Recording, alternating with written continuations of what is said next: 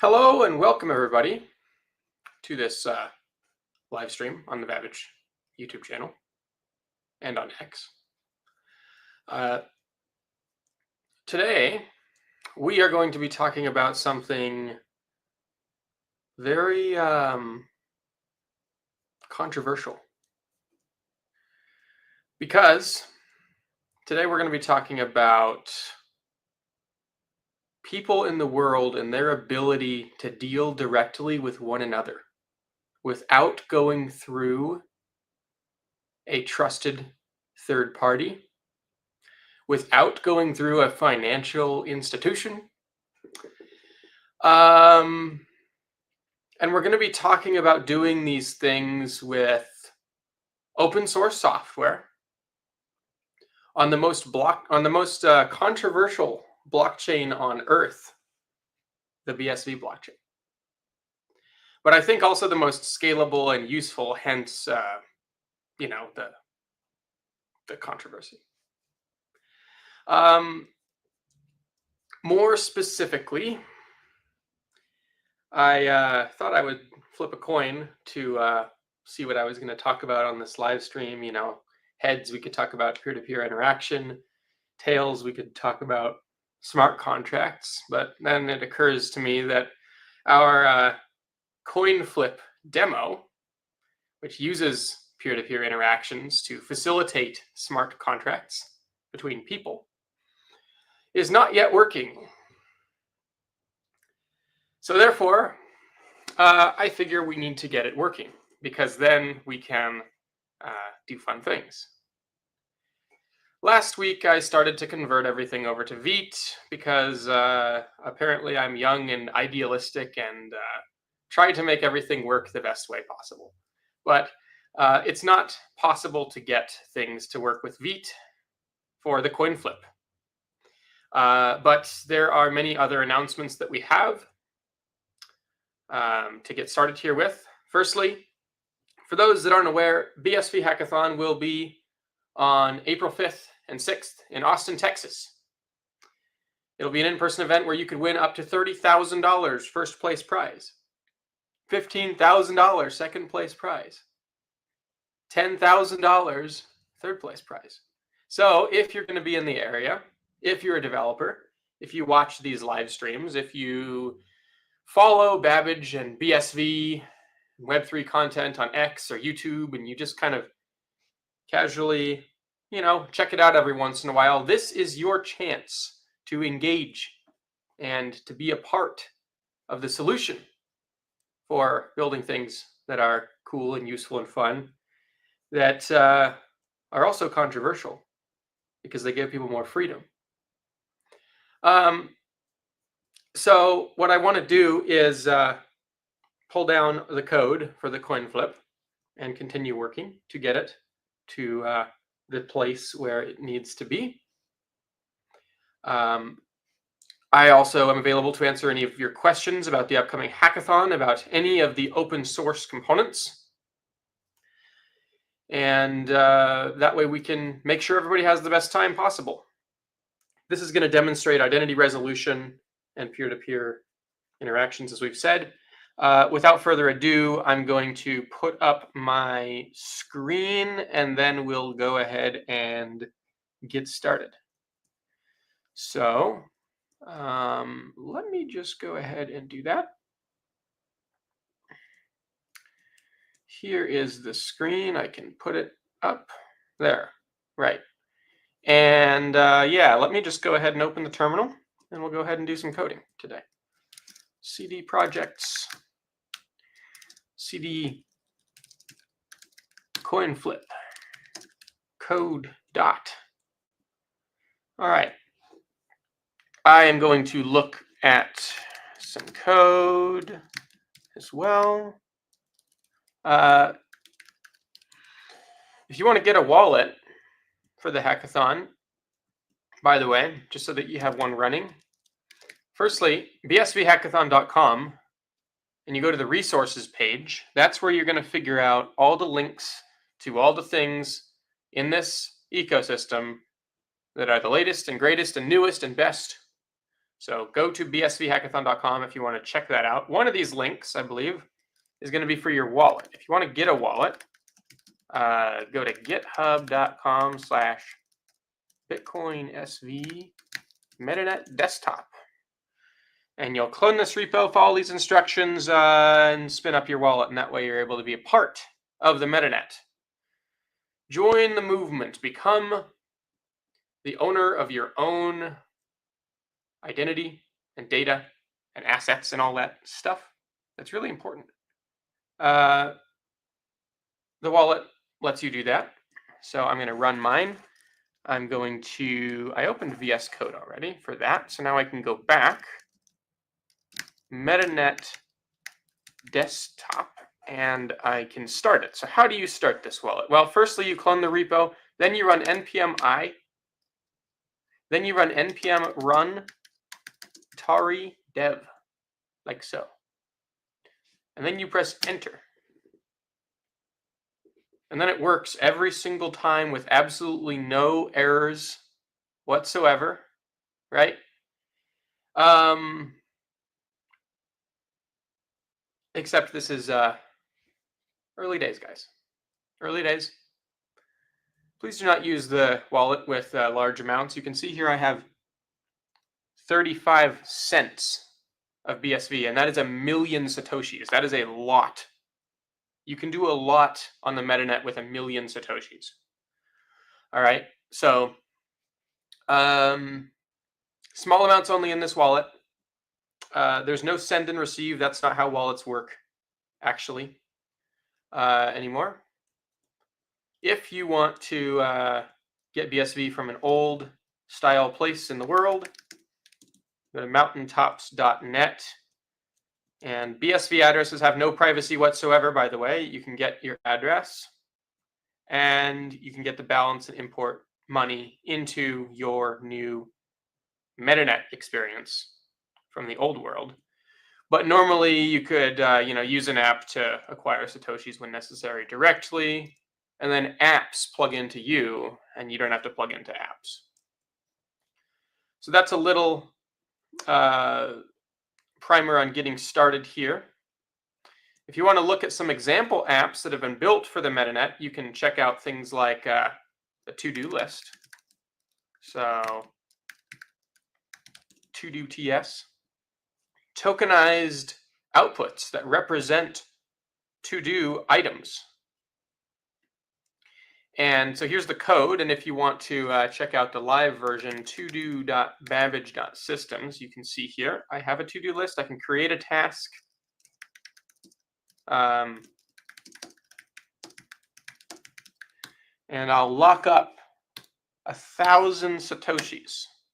And you can see this wallet is asking me to approve. So I'll do that. And now I have a token in my wallet that represents my to-do list item. At the end of this live stream, I will check off this to-do list item, and that way I get my 1,000 Satoshis back. Maybe it'll be a little motivation for me to do well. So that's the to-do list app. There are lots of other apps, including Marscast. If you want to get micropayment-based weather data from Mars,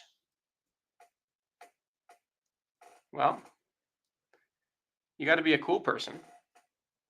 You got to have a cool certificate. And once you do, you can show the system that you're cool. And then you get micropayment-based weather data from Mars for cool people. But how do you get a cool certificate? Well, Metanet client allows you to manage your identity, manage the things that are attributes of who you are, so that it works the best way. That way, if you enter your email somewhere, you get an email cert. And then websites want to see your email, well, then they request your email cert. And that way, don't have to enter your email like 50,000 times everywhere. And as more apps come online that use this system, I think it's going to make it easier and easier for users all around the world to be more in control. But yes, one of the certificates that you can get is your email, and I can show you. So if you want my email address, I guess, yeah, here you go. Right, you can see I got 3 certificates. 2 of my emails have been certified, and of course this UI is still being worked on, but it'll probably be better very, very soon, actually. There's some great people working on some code right now as we speak, actually. And by the way, if you're on the Babbage team, and you're supposed to be writing code right now, and you're instead listening to this live stream, well then, let's see, what's the correct? Oh yeah, get back to work. Right. No. Anyways, jokes aside, great people writing some code to make these UIs better all the time, because you know, they needs improvement, but you can see the certificates that I have that attest to the attributes of my identity, the things that that describe aspects of who I am or what I have achieved. And one of them is a cool cert, one of them is a email address. But if you want to get a cool certificate, like a cool person, all you have to do is go to coolcert.babbage.systems after you have the Metanet client installed and click this button, and then you will have yourself a cool certificate, which you can use to get micropayment based weather data from Mars. If you want to check out the source code for this Mars cast, you can go to github.com/p2ppsr/mars-cast. All right, got it? Good.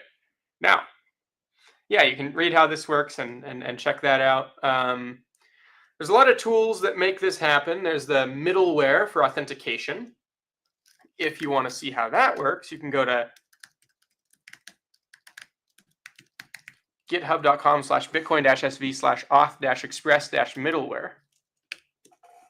And you can install that into your Express backend servers so that you can request certificates from people or just verify they are who they say they are, so that you don't have to ask for a bunch of passwords on all of your apps. So that's a little overview of some of the things we got going on in our ecosystem. Just some brief updates. Like I said, I'll check this one off at the end of the live stream. Yeah, we've got some really cool things. We got a coin flip app to build today and finish. I think where I left it was, I left it on a branch. Do I have my branch still? Yeah, New World branch. So we'll be looking at this and trying to get it up and running using the new peer-to-peer library that just got released, as well as some of the Identity React components. So if you want to check those out, firstly, it's actually the first time I'm going to this repo, so there it is. Yes, cool. Braden pushed this, I think, so great work from him, and big shout out to Braden and Stephen as well for getting a lot of this stuff over the line. You can check out the peer-to-peer components, which allow you to send not only messages between 2 people, but also payments. We'll be using those in the coin flip. So finally, we got the Identity React components. So if you want to check those out, Bitcoin SV Identity React is this repository where you can represent who somebody is, allow you to find people by their attributes or by their identity key, and then show them in your apps based on the trust network. And by the way, the trust network is wait, where did my oh, here it is. Yeah, trust network is how you control who shows up how in your Metanet experience. So across all apps, all people have attributes, and those attributes can be attested by people who you trust, and that's how you can see who each other are. Each other are. Is that right? Is that correct grammar? I don't know if who each other are. It doesn't sound right, but it might be. Who each other is? Anyways, the trust network in the Metanet desktop is what allows you to control that. If you want to trust somebody, you can just enter their website or their public key, all of that stuff, right? But that's what's compatible with React components. So enough preamble. We're going to be pulling a lot of these pieces together. Plus, by the way, scrypt. And scrypt is what allows you to write smart contracts, of course. If you want to check out scrypt, scrypt.io. Yeah, right. There you are. They got a website, scrypt.io, and I got some examples. Another example you might check out, and I would recommend studying this, especially if you're going to be at the hackathon, is called Meter. Meter application describes it's kind of the archetypal implementation of BRC 102 project at the moment. BRC 102 being the spec that describes, the whole deployment info JSON thing that makes it really easy to describe schematically like how your project is laid out on BSV. But yeah, check out the Meter code if you're going to be at the hackathon, because that shows a lot of the pieces working together, including overlay services, topic managers, lookup services, that type of thing, and tokenization contracts, things like that. But the purpose here today is to make the coin flip work. So I'm going to try to do that now. Let me verify I'm on the New World branch, and I think the last time I pushed any code to this branch was last time I was live on the air. I wonder whether I should keep my whole screen up, or whether instead I should go back to the mode where I only have VS Code up on the screen, and then you can't really see else what's going on. It's a balance, right, guys? So let me know what you think in the chat, or Mike, feel free to pop in if you have thoughts, or if the audience has thoughts, whether I should just keep the whole screen up, or whether I should try to pull up only the particular window. If I have the whole screen up, I pan around so I can zoom up on things myself. Maybe that makes it easier to read live on the air, but it might also give people motion sickness. I don't want to give anybody motion sickness who's not used to panning around so much. I get it. It can be a little bit like, right. We can do this. Let's figure out where we left off. We got a bunch of TS configs. We got rid of the Webpack stuff. I think I'm going to bring that back, and then bring the old package JSON back. So I got the coin flip code here, and I got to go to no, I got to stay on the old branch, right?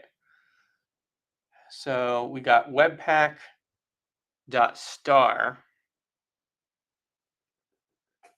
I'm going to make another copy of the repo, I think, actually. And that way I have one on the old branch and one on the new branch, and I can kind of move between them. That'll make it easier, less friction to see, make directory coin flip old, git clone, git at GitHub, right? Coin flip.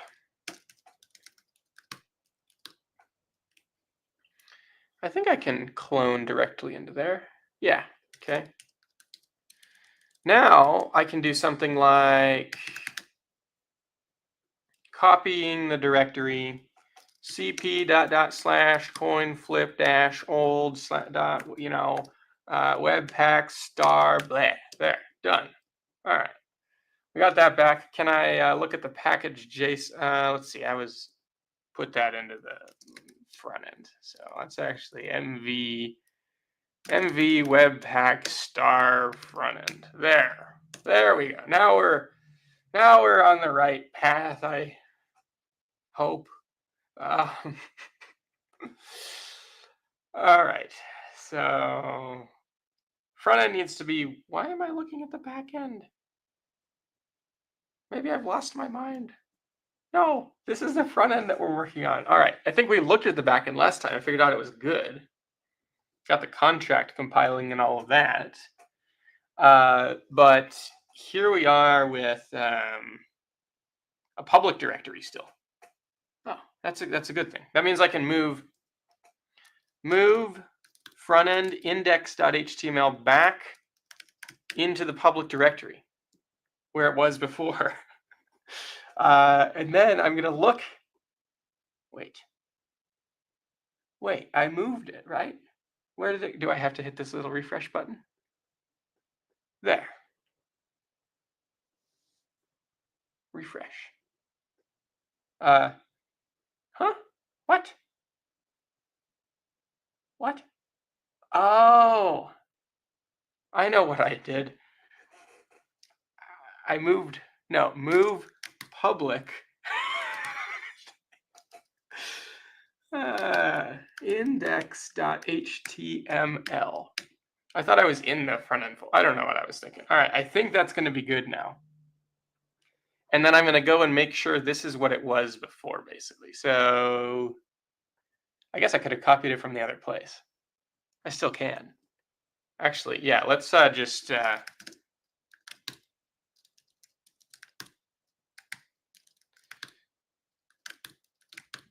let's just put this back. Copy, coin flip old, public index HTML back into front end public. All right, I think we've reverted the majority of those changes related to these things. Did I rename anything?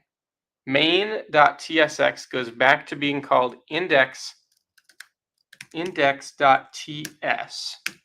I believe. And then we need to probably go to package JSON. We can get rid of the v config because it's not going to work. I actually talked to Xiaowei very briefly on Slack, and he said,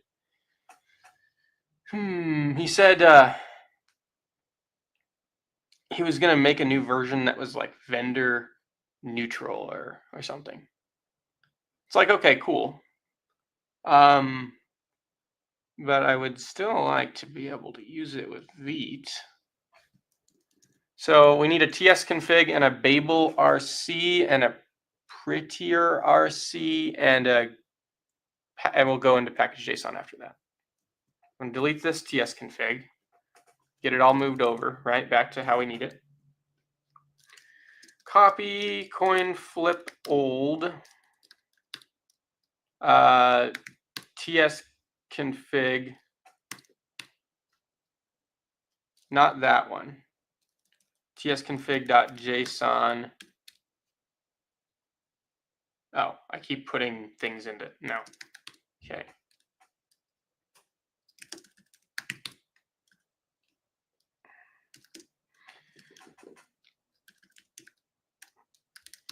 Coin flip old. And we're going to want Babel RC.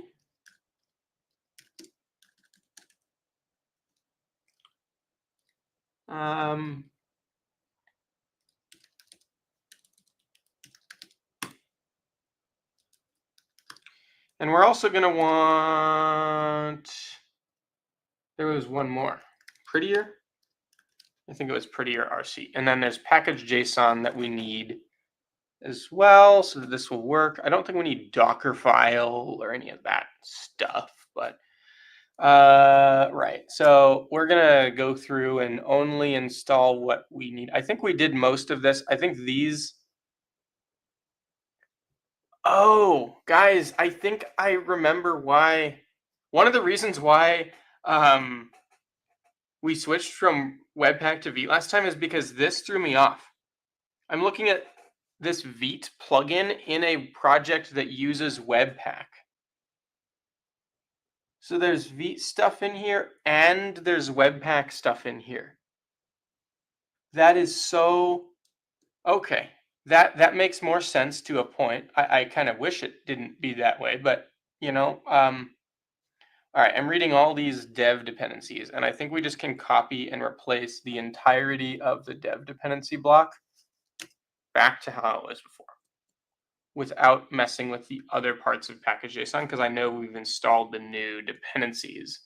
So before I mess up, I'm going to get rid of package lock. Then I'll go to dev dependencies, and I'm just going to read all this ES stuff and Vite. No, we don't. We just replaced that, right? Okay, and then I think we're finally ready to continue getting this where it needs to be. Okay, so scripts needs to be replaced, but I'm going to read these dependencies. We got BSV backend with the file-based reference. That's how you can import your smart contract in your front end, by the way. We talked about identity, peer-to-peer, React, some of these MUI things, some framer stuff for Lottie stuff, and then, yeah, I think that's okay. I think that's good. Right. Just scripts. I'm going to go to scripts. I'm going to grab those and put them back so that we can get things where they need to be. And then I think we'll be back to making progress on our refactors that we were starting last time. Because before I was like, oh, there's a bunch of buffer dependencies and other things we really don't like. But if we're using Webpack, then we're back to allowing that to exist because it can be polyfilled. That's kind of what brought me to the realization. All right, here goes nothing. It's kind of what brought me to the realization that, I'd be able to bring this stuff back is because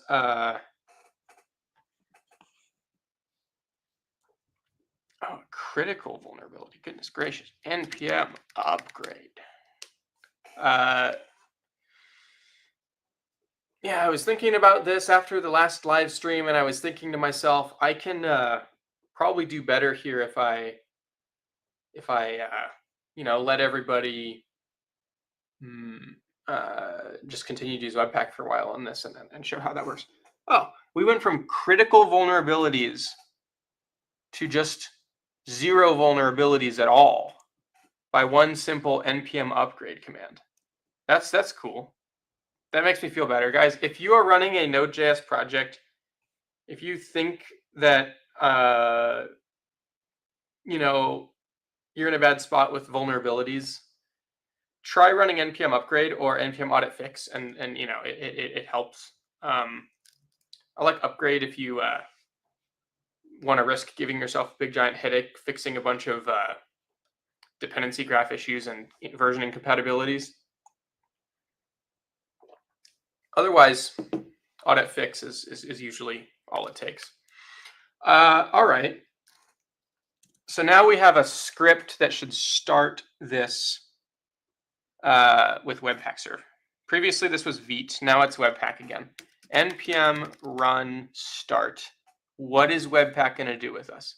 Okay, we're looking at a Webpack error. We're back to Webpack. Module build failed. Babel loader. Syntax error. It's because index.tx unexpected. Okay, it's because that is a TSX. But the question is, will Webpack do that by itself? I remember that I had to keep that as, I'm just going to try to rename it. That might be all, actually. Knock on wood. There's no wood. I think these desks are made out of painted laminate particle board stuff.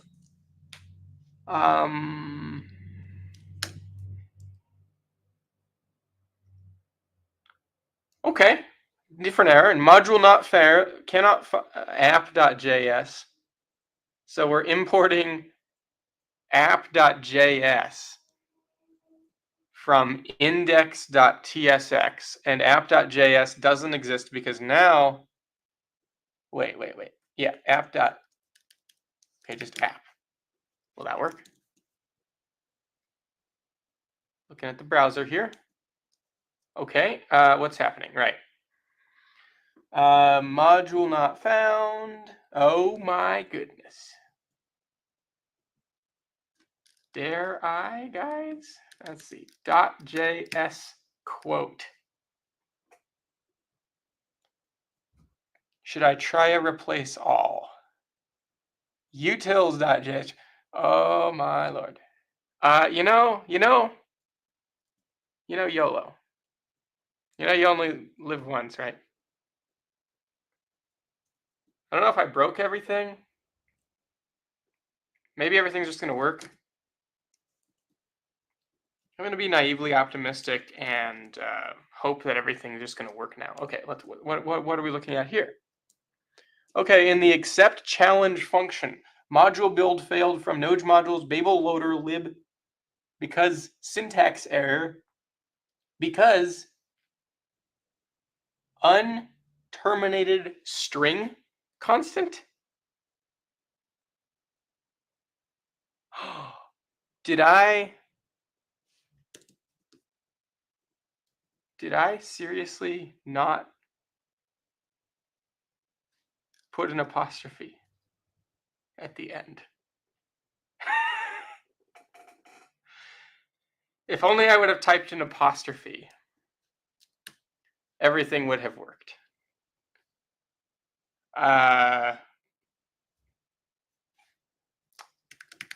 This is why you, can I undo that? Maybe I can undo, no. All right. So sometimes in life, you should not shy away from hard work. That's what I can learn from this.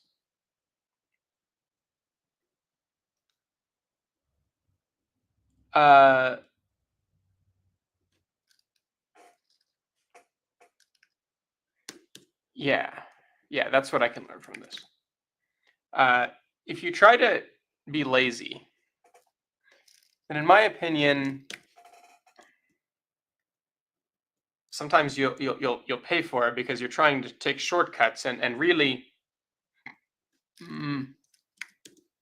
better just do the thing. And when I try to find all of the instances of this and then YOLO these things through, and I see that one too, it creates a bit of a problem, I think. I got that one. I got that one. There's this one here I got to grab.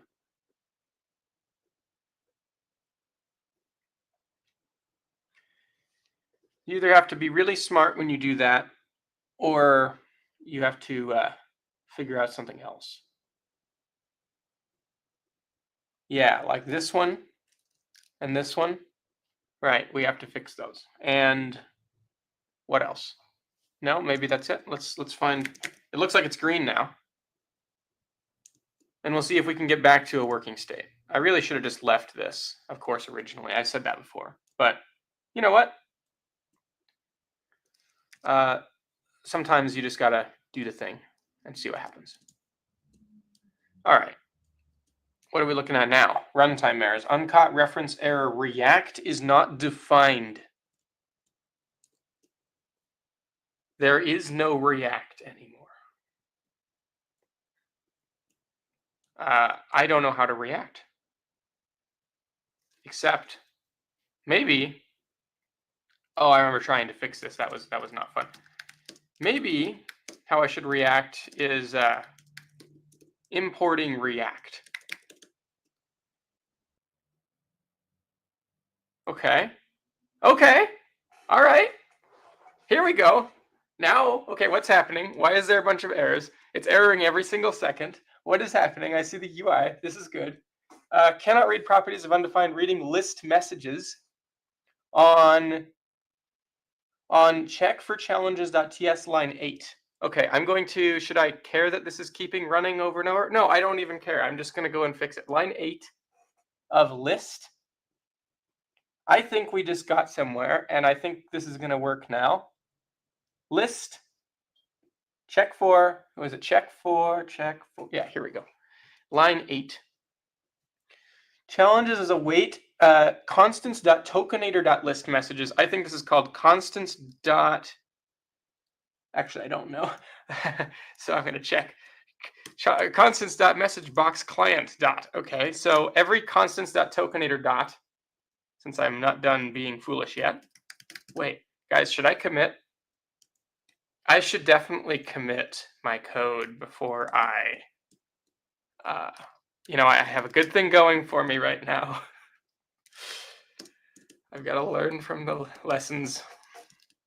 Whoops. Commit, let's say, got Webpack back working. By the way, if you want to follow along with the code or the commits as they come in by chance, you can go to the repository and you can see the branch that I have. So you can see those recent commits on here under the new world branch of github.com/p2ppsr/coinflip. And yeah, so now you can see it's like this cars project, whereas before it was not. All right, I'm still probably getting errors every second, and I still need to make some find and replaces. So constants.tokenator dot is always constants.messageboxClient dot. How many are there? Except in the constants file, but there's not. Okay. Tokenator is no longer a thing. We had a thing called Tokenator in the olden days of Babbage, but maybe one day in the future there will be a Tokenator resurrection. Let's see if we're getting errors on startup. Let's see if this is oh no, blah, blah, blah. Here we go. Nope, that's not it. I gotta see when you have like a bunch of tabs open all at once. It's tricky. Okay, refresh the page. What's happening? Nothing is happening except that version error is expected, actually. I mean, it can be 400. It's because I'm running the old Metanet client and the new Metanet client at the same time. I'm going to quit the old one and I'll refresh, and then it'll still say, unable to do it. But actually now it'll be refused. If you see this line in your console and you are using the new wallet client, do not panic. 3301 port is now something different, and we are trying to use that one first, and then we are falling back. It is not a problem that you see that request going out and failing. As long as you are actually running something on port 3321, which is what we are doing.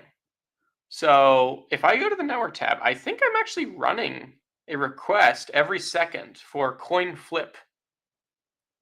And I'm also miraculously building. This is building successfully, which is kind of surreal. I remember removing what was it? A Mountainator? I think I remember removing a Mountainator from the system. I think that's back, but that's a lower priority thing. I'm just going to I don't know, send myself a challenge. All right, can I search for myself? I want to send a challenge for 500 sats for 3,301 sats to my email. Okay, it's asking for identity resolution. This is a really good thing. Grant the permission for identity resolution. Can I? I can. I can resolve my identity. I think these tools are working. Okay, I have found myself. Can I send myself a challenge? I'm going to create a challenge, if I can.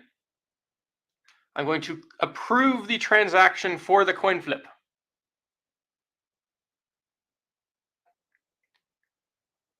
Do, do, do. Do, do, do. What is happening? Why is this? What is there a console error? There is a console error. What is the error? The error is cannot read properties of undefined. Reading script at checkforchallenges.ts line 18. Let's go and finish our refactor. As a user, I should follow this through. What is happening in this application? How does this app work? Why does peer-to-peer coin flipping even become possible within the context of the BSV blockchain? These are interesting questions. It all starts with Alice and Bob. Alice is the person who creates a challenge, and Bob is the person who accepts the challenge within this context. So here we are, and firstly, Alice makes a random number and a random nonce and does the thing. You can watch the talk. I actually have about a few hours of content on YouTube, uploaded around March, April, May of 2024.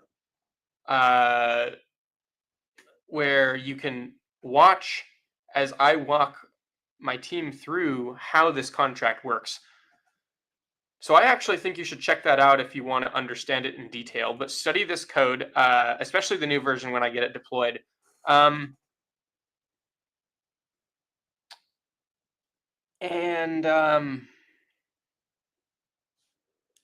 think I used to know the guy that owned Coffee Coin Flip on BCH.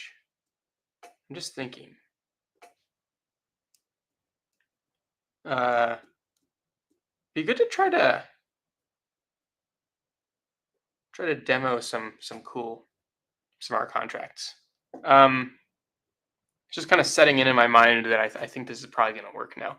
Okay, so we're generating this. I'm just reading this code to understand what's going on. I'm probably running like an error every 1 second on my browser in the background as I'm talking here and thinking about this. But yeah, we refactored this. We sent a message to Bob.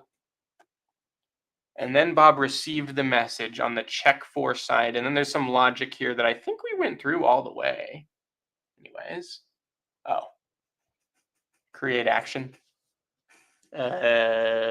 Constant.wallet client.create action. No, we definitely didn't go through all this. All right. So to follow the flow of the system so we can go through it logically, right? First, Alice sends a transaction, creates a transaction, then composes a message for Bob containing the offer transaction and the choice of heads or tails that she says she chose. Then we go through and, loop and wait for Bob to respond. So that means we go to Bob's perspective. Bob is checking for challenges.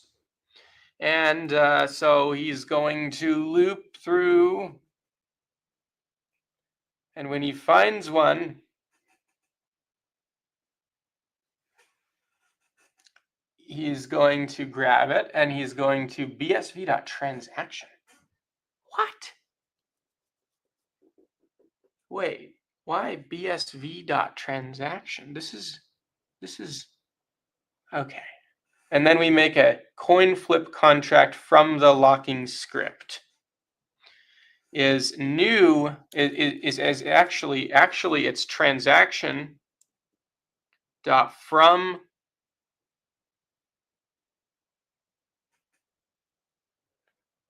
atomic beef. So when you create a challenge, you send a message to the other party containing the challenge. And the message contains offer TX in this case, which is a number array. It's an atomic beef, right? Offer TX is an atomic beef. So we can say TX.from atomic beef to actually pull out the transaction. So TX, so transaction.from atomic beef. And of course, we have to import from the BSV SDK, the transaction object, the new one. And then it's just offer TX. All right, that should fix that bug. Now, instance coinflip equals coinflip from locking script, output sub0 dot locking script dot 2x. Instance type smart contract is missing the following properties from type coinflip. Well, but here's the thing. CoinFlip extends smart contract, and what this needs to do, and if Xiaowei or anybody from your team is watching, if you don't want me to rewrite my own new version of script from scratch, then you should create a template variable so that you know how to return the correct type from the from locking script. Because I'm tired of having to say as unknown as coin flip, because it works. It's fine. It's just that your method here needs to understand that it should return an instance of the derived class, not an instance of the base class. If you implement, it returns a smart contract. That's correct, but it also returns a smart contract that is a CoinFlip contract, because I called the static method CoinFlip.from locking script, which is a method that is a part of the base class. But I think that the types could be declared properly. Maybe not. I could be wrong, but I really I don't know. I feel like if we gave it some thought, we could think of a better solution. That's just my opinion. Anyways, rant about that particular thing over. Asterisk, and then the little text at the bottom of the screen says, I reserve the right to rant about other things, but no, let's see. Okay, the ID. So we're returning here a incoming challenge type, which has an ID from. So what is the incoming challenge type? ID string from, is ID a number or something now? Whoops. So ID is a number. I guess it can be a string now. That's fine. We'll comply with the types of what we want here. And this is a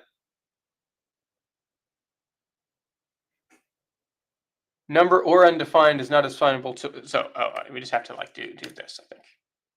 Right. Okay, so now I think the challenge should show up on the screen, right? It should show up on the screen. And then we have accept and reject. So if Bob rejects the challenge, that's the simplest case. So we'll code that one to get it out of our minds. Reject challenge might already work. Might just be done. You pass an incoming challenge and you get this. And you're going to say, firstly, we acknowledge the message, and then we send a message back that says reject. Challenge.tx is what? An atomic beef now? Is it atomic beef? Let's see. It is. Oh, so you give the TX ID. Well, to get the TX ID of an atomic beef in this context, we have to say transaction.from atomic. Do we have challenge.tx ID?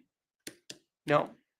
From atomic beef, challenge tx.id hex. Okay, so there. And of course, we need to import transaction in this context. And then we have the ability for Bob to reject Alice. So that's the one case done, right? Alice sends a challenge, Bob rejects. That should now work. Let's test it. What's happening? The raw script cannot match the ASM template of contract coin flip.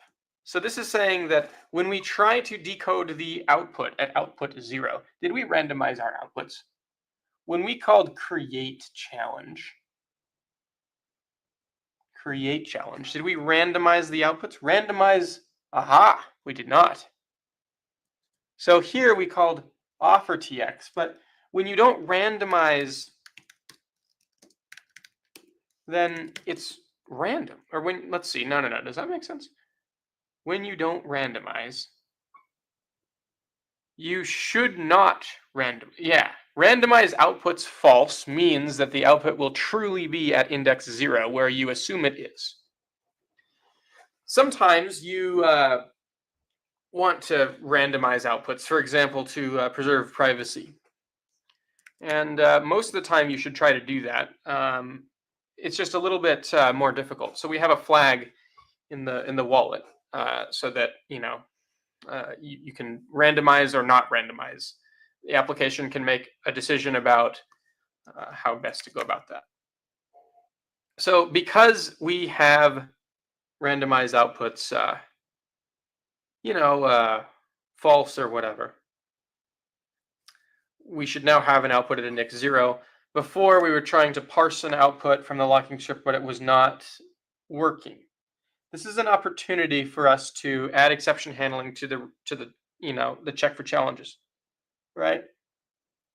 So if this fails, what happens? Right now, you just get an error dumped out on the screen, nothing happens. But if you want to have exception handling, then you should, reject the message.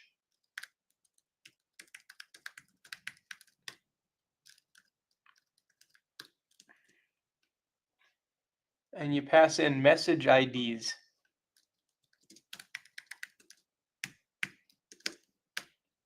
And you reject the message that you can't process because there's an error, right? If you get a message and you can't process the message,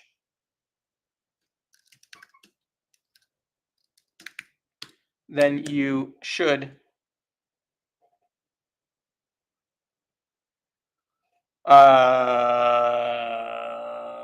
what?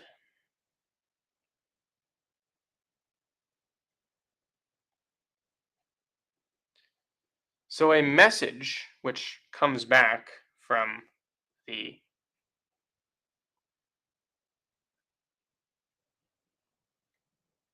pure message has a type of that's a bug in the identity stuff. So either it's a number or a string. I think the IDs are numbers, but we have to pretend it's a string because that's how you reject. Okay, now what should happen is when this updates, it should reject, or it should acknowledge the wait, what? Cannot read properties of undefined reading from. What's happened?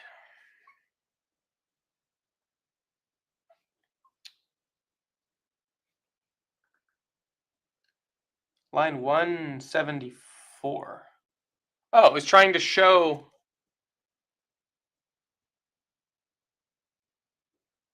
the message? What? 174.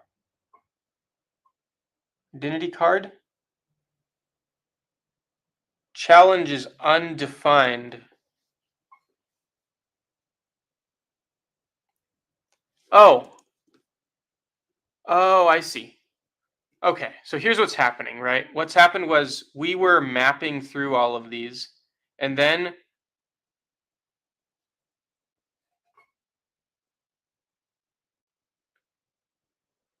it can possibly return undefined.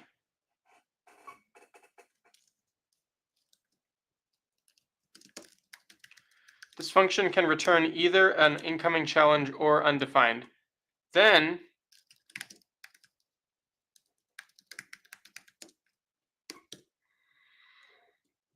now this is an async, so now we're going to have to make it a little bit more complicated, right? So we got to await this. And basically, okay, so let me describe what's happened, right? We tried to return a list of challenges. Because I added a try catch, it returned undefined when it wasn't supposed to return undefined. And then it tried to get the property from of undefined while rendering undefined as a received incoming challenge in the array, because they're mapping over these, transforming them, right? So what we need to do is have an asynchronous process to facilitate the transformation. If something is not transformed, then we need to filter out the undefined ones before returning the final result for the UI to render. And that way the UI will only render incoming challenges that were successfully that were successfully parsed. Like it'll only render valid incoming challenges versus invalid ones. So to do that, we need to have a transform on this.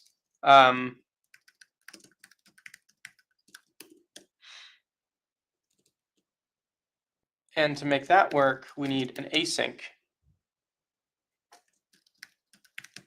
This is going to return a promise for either that or undefined. And now we're going to transform and promise.all. And so essentially we're creating an asynchronous process by which this is happening. Right, so there's promise.all. We got our transformed here. And then we just need to filter out the undefined. So we'll return transform.filter x where x is not, where type of x is not undefined.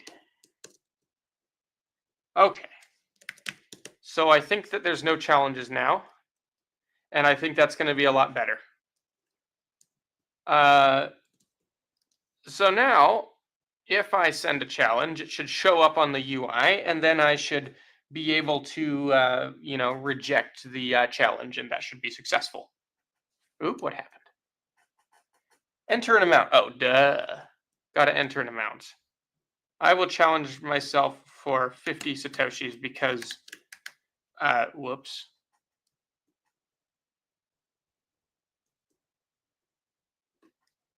There. What? Use at least 500 Satoshis. Fine. Creating challenge. Creating transaction for challenge. Right now, should be an output index 0. And we'll go ahead and grant this permission. And I can see an incoming challenge. That's what I expected. Now it's just waiting for Bob to accept. I'm going to reject as Bob. All right. So here's what happened. Something went wrong and then challenge rejected. So Alice sees challenge rejected. I was acting as both parties in this context. And something went wrong. Why did something go wrong? So we posted to get version again. That was fine. Bob fell through rejected. Invalid txid in object for create challenge.ts line 187. Okay, so let's go back and see how create challenge is handling a rejection. How does Alice handle being rejected by Bob? Create challenge.ts line 187. Well, if Alice handles being rejected by Bob, using 187, uh-oh, we should be worried.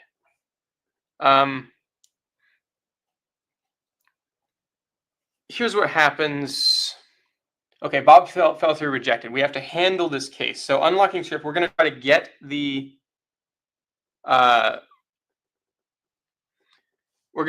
coins back. That's what's happening, right? So we create a new transaction. We set from offer tx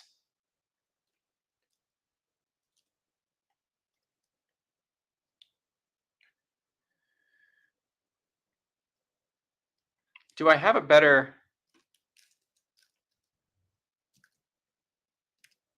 Yeah, from. Oh, okay. Sig hash sign, create a signature from all these things, and then this dot wallet client dot create signature for these people. We create that. This is SDK signature, so signature SDK signature. Basically, we're creating a signature to get what's happened here is Alice saw that Bob had rejected. So she tried to get her money back, but the code for her getting her money back was not yet written. And therefore, we got 187. But we can solve this. We can resolve the situation in a more amicable way, and constants.walletClient.create signature. Signature is here. Now, are we creating wallet client in more than one place?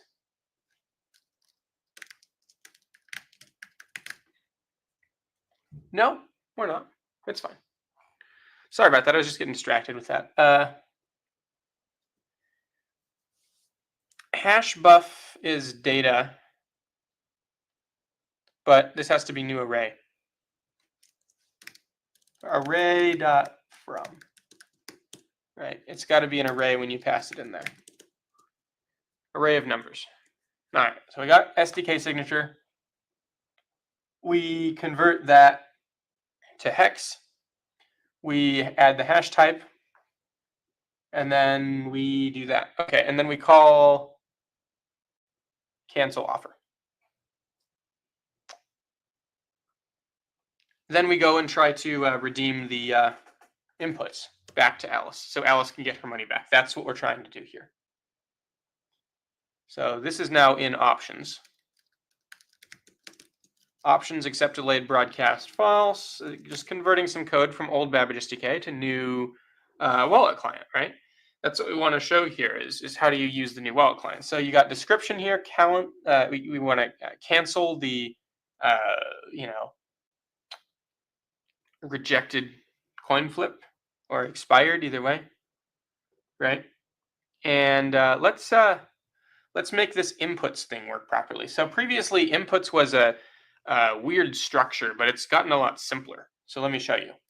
Inputs is now just an array of objects where each object in the array, if you want to use an input, get it into your wallet again.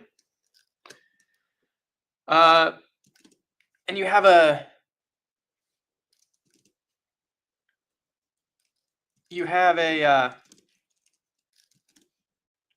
out point, which is basically a string with the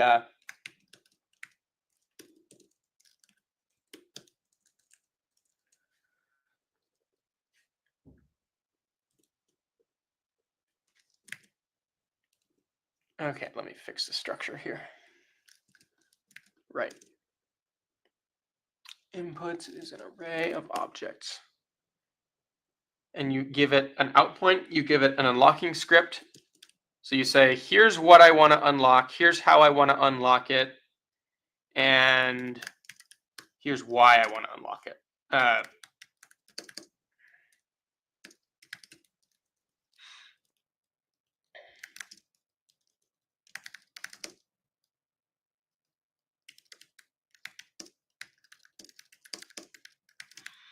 Right. So you give it those three things. You give it the what you want to unlock, the how, and the why. And then you can unlock it. And that's the simplest way to unlock an input with the new system. It's gotten much simpler than it was before. So let's describe what just happened, right? Obviously, we fell through. So we saw this log up here, Bob fell through because we were testing rejection. So we created a coin flip. Bob rejected. And now Alice tries to get the money back. Before this failed, we get the unlocking script, to the contract by computing the signature from Alice and then calling the method. So here's the signature that we're creating to sign, as Alice saying, hey, we want to take this money back. We apply it to the contract here, and then we know the unlocking script, so we apply that as one of the inputs to our create action function, and then we try to do it, right? So, recovered coins after rejection. Okay, let's see if any of that actually works. I'm going to refresh the page. I'm going to search for 500 Satoshis. Oh wait, yeah, 500 Satoshis, and then once again, I'm getting a permissions pop-up. We're working right now, by the way. One of the known active, work items is to resolve that type of bug where it pops up every single time. ty@ty. Okay. Yeah, ask me again, right? Maybe I'll. So that's just very annoying, but ha, gotcha. I got it in time. Wait, did I? What? Yeah, it's very annoying, but I think I did get it this time. Anyways, I apologize for all of the annoyance on that particular pop-up bug. We're working to address that type of thing. Okay. Create a challenge for 500 sats, sending it to Ty Everett. Incoming challenge. We'll go ahead and grant all these pop-ups. We'll just reject the challenge this time. Can Alice get the money back? All right, what happened? Something went wrong and challenge rejected. So what happened this time? Okay, we got all the way to create action. That's good. So call to create action failed because why? 26 kilobytes of data. RPC error, the transaction must be known. Oh, we need the input beef. Yes, of course. So when you call create action, you have inputs. You got to tell it about the SPV data.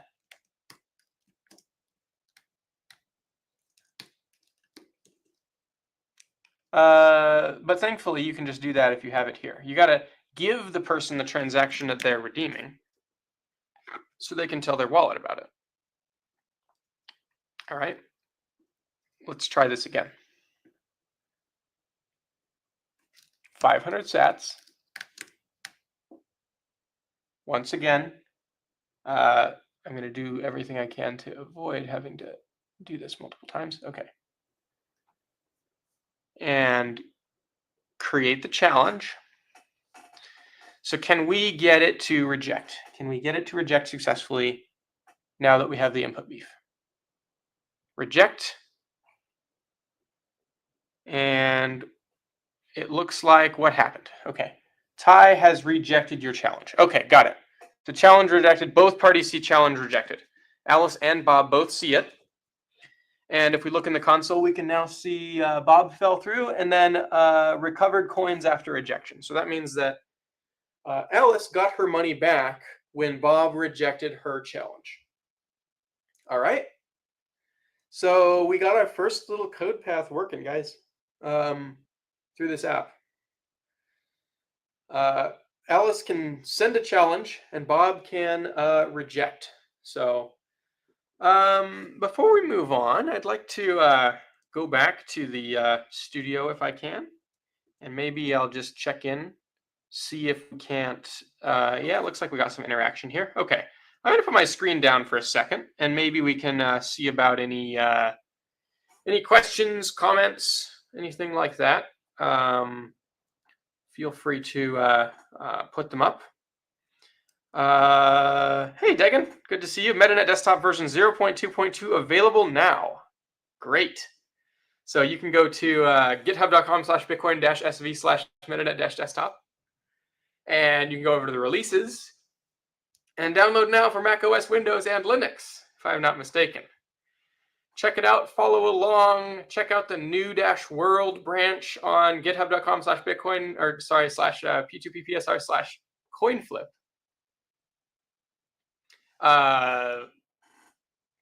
So that you can follow along with what we're doing here. I should commit this, and then we'll move on. So let's see. Yeah, just push to commit right now to that branch if people want to check it out.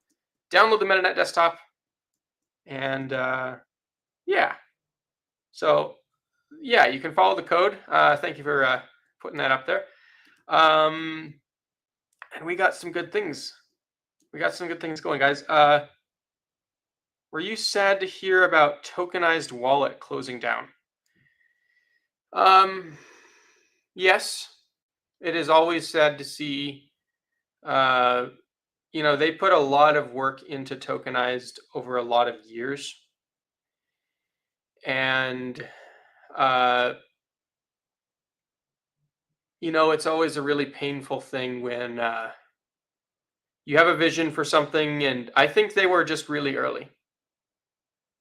And I think that this is not going to be, personally, I don't believe that it's going to be the end of, the contributions from like that vein of what they were on about and doing stuff with. I think it's going to be pretty cool to, build openly and see where things lead. And I think a lot of their goals and a lot of the ideas they had are exceedingly valuable. We need to build them together. And I think we're stronger when we do that. And I think that it's a lesson that can be learned by the whole ecosystem. And I don't know all the details about that. I wasn't privy to all of the stuff that was going on. I did have some interactions, and there were some discussions and whatnot. But I think it's better for everybody in the long term. Although yes, it is sad, and it's it's real. It's real. That's what it is. And yeah, it's business. This is a very tough industry. We have a lot to, a lot of things to build, and not a lot of people. We need more people. We need more builders, and I think we can get there though. So that's what I have to say about that for now. I wish them the best. I'd like to, work with those guys, and always great talking to Curtis and everybody. Look forward to more of that. Okay. All right. Should we get back into the code? I can put my screen back up, and yeah, you guys can follow along there. I'll go ahead and do that. So here we go. All right. No, I should change tabs because reasons. There we go. We got rejection working. Bob can now reject Alice without Alice, having an error on 187. All right. We need to make accepting the challenge work, which is, what happens in the other case. So Bob would call accept challenge if he wants to accept the challenge. Let's see how that would work. You have an incoming challenge, and we are going to make a transaction from this, except for this time it's going to be transaction.fromAtomicBeef. From Atomic Beef. Here we go. Yep, right. And we're going to pull the script out of import here from this.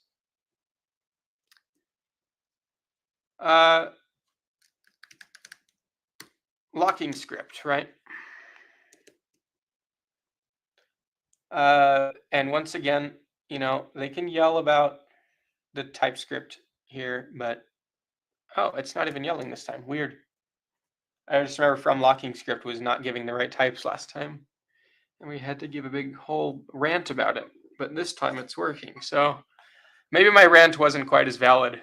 You know, and if I was the person writing the code who built the from locking script thing, watching this, later, you're probably thinking to yourself, "Yeah, exactly, Ty. The rant was not valid." No, the script guys are great. They've done a lot for the industry as well, and I look forward to continuing to working with them. I think they were also very, very early, but they're still here, and we can do a lot of cool stuff now. So, anyways, we're creating a mock instance and a real instance. Why are we doing that? Well, because we need to make an invocation of the contract that persists over time. So we're going to go get the unlocking script again. And I really wish they would undeprecate this function, please. Please undeprecate. If you are watching from script team, I asked you about this when we were having dinner in San Francisco, actually, the hackathon last time. We went to this really great Brazilian steakhouse with a lot of the script guys. It was a great time. Really enjoyed it. I'd love to do more of those types of, in-person meetups and interactions with everybody around the space.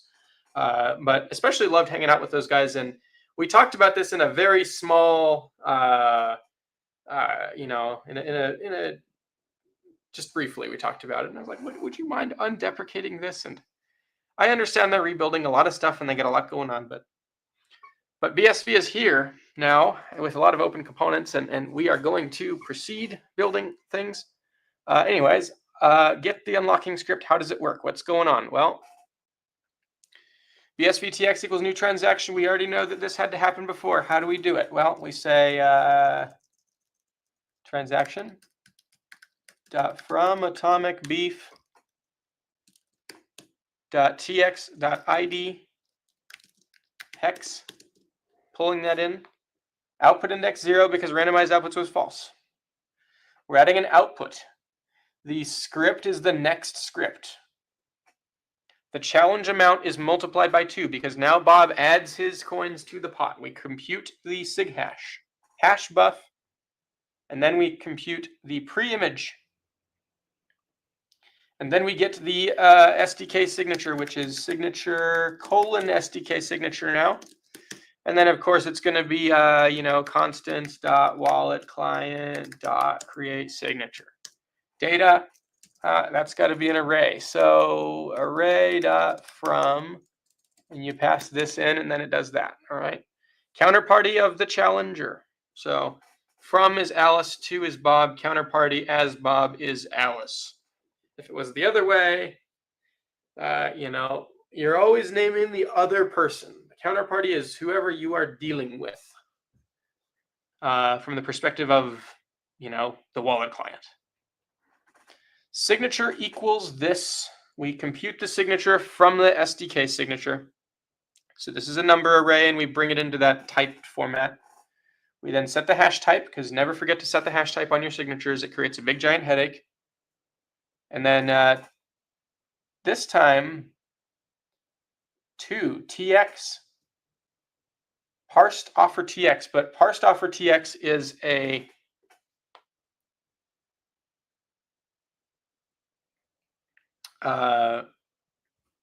from, but now parsed offer TX is, we can say from that, and then it's to hex.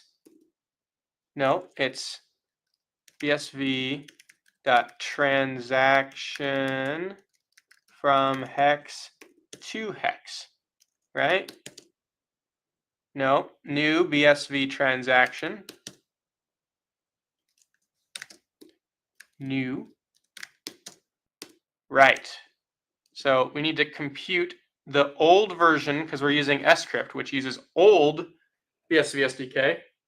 And we need to say that's what we're going to, is this new transaction with that one. Okay, we call the method, and then we have a console.log after accept for some reason. Before accept, after accept. All right, we got the unlocking script, and then we go ahead and we create an action. And we did the inputs transformation before, but let's go ahead and go through another transaction here to show how this works, right? So constant.walletClient.createAction input beef is offer tx. Offer tx. Parsed offer tx. No, I don't want the parsed offer tx. I want the original challenge.tx. Challenge.tx. Okay, right, good. Inputs, and once again, inputs is no longer an object. It is instead an array of objects. So if you object to the object, now you get to have a whole array of them. So joke's on you. All right. Outpoint. What are you redeeming? Well, you are redeeming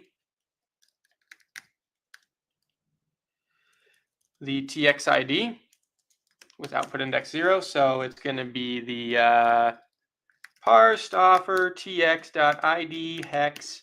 That's one way to get it. How are you redeeming it? Well, you give this unlocking script. That's how. Why are you redeeming it?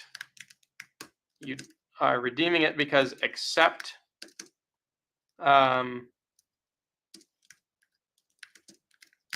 you're accepting an offer. That's why. That's how you transform that, right?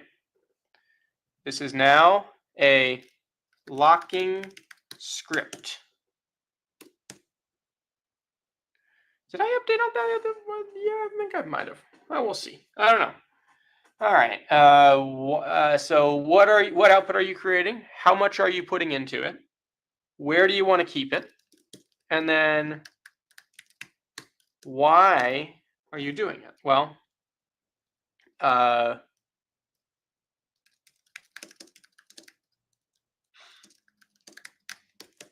that's why, because we're accepting. Actually, what is the description of the output? So this is a coin flip, active coin flip offer token. Offer, right, yeah, there. Once again, accept delayed broadcast has been moved into the options of create action. We do not accept delayed broadcast, and we also do not randomize these outputs. If you randomize, your change outputs will be intermingled with your output outputs. And that will not be fun if you think that it's at output index 0 when it's really at output index 74. So, little gotchas. Just be aware. All right. Input beef. All right. So now we got accept TX. And we send. So first we acknowledge the message comprising this one, and then we send another message saying offer TX ID, which is actually parsed. Right. Okay. Offer TX is actually just going to be atomic beef, or accept TX rather is going to be atomic beef. So therefore, what we're going to do is pull that out, right? We're going to say TX, accept TX. So you get your accept TX back as atomic beef. And then to accept the offer, you send it back to the other person.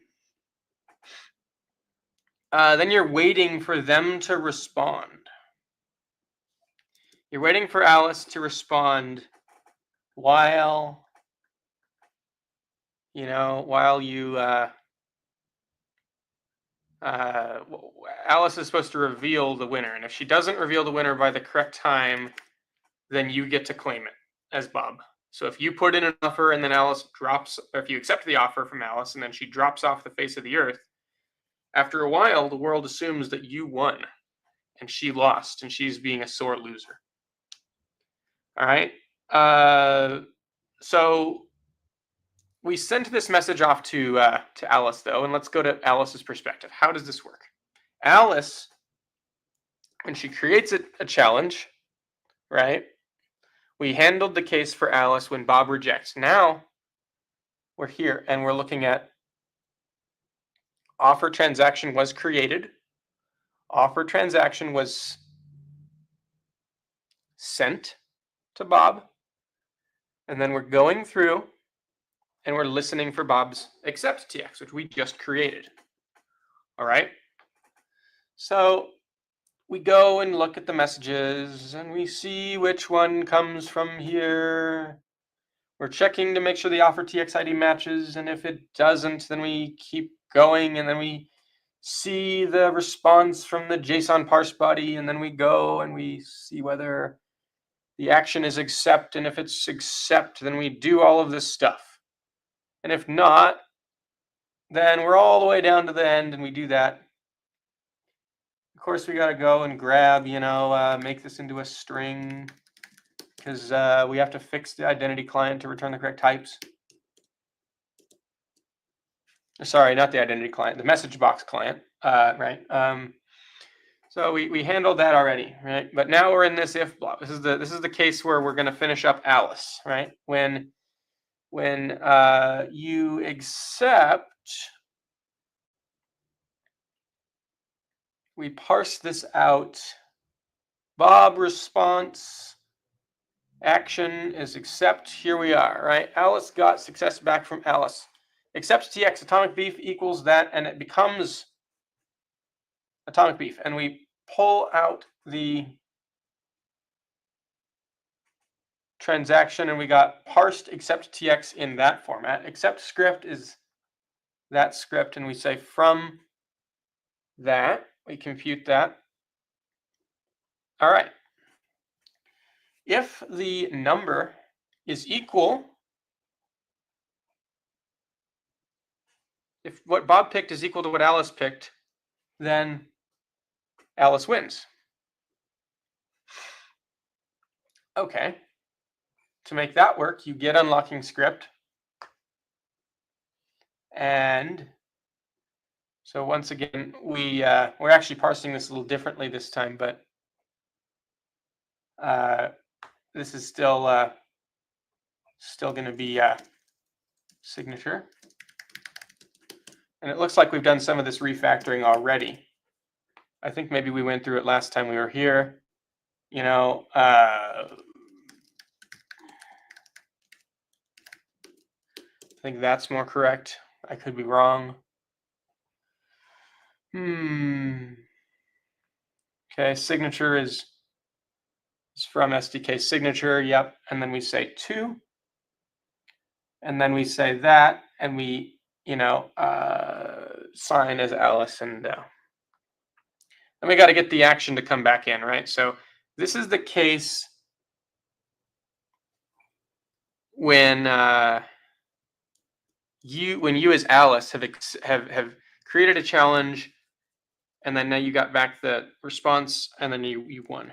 So we just got to this dot wallet client, and you got to claim the funds that you just got back. So the input beef, in this case, no, it's constants.wallet client. In this case, input beef is actually the accept TX. That's atomic beef. And then, all right, we know accept delay broadcast is in options now. Right. So there's that. And let's get this back. We know the drill now, right? It's an array of objects. What are you redeeming? Well, You're redeeming an out point, which is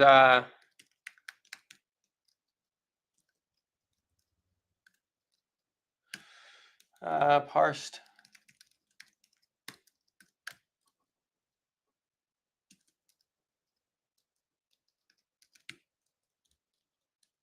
I think you can TXID that, right? What are you redeeming? How are you redeeming it? And why? You're redeeming it because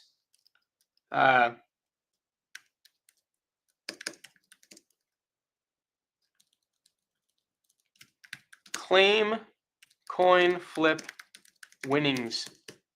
That's why. All right. So this is how you oh.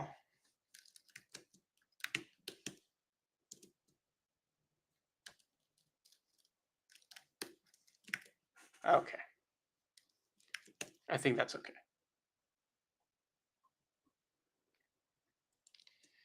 Now Alice can win. Half the time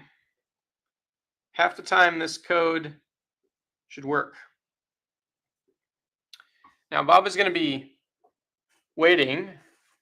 Bob can also win if we fall down to the bottom, but Alice has got to be courteous, right? And let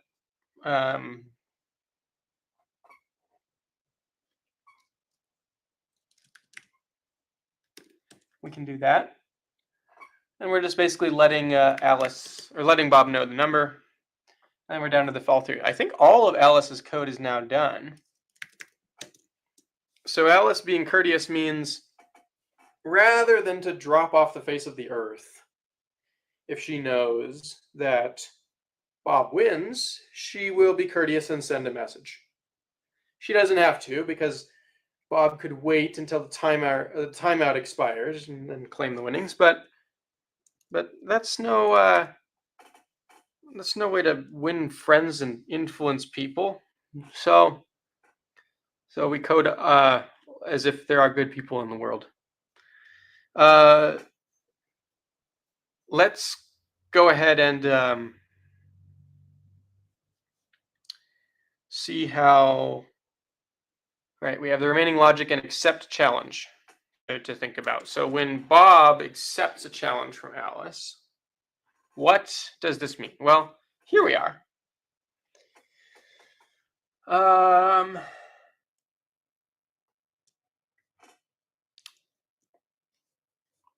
We do this. We already know this, right? We come down here.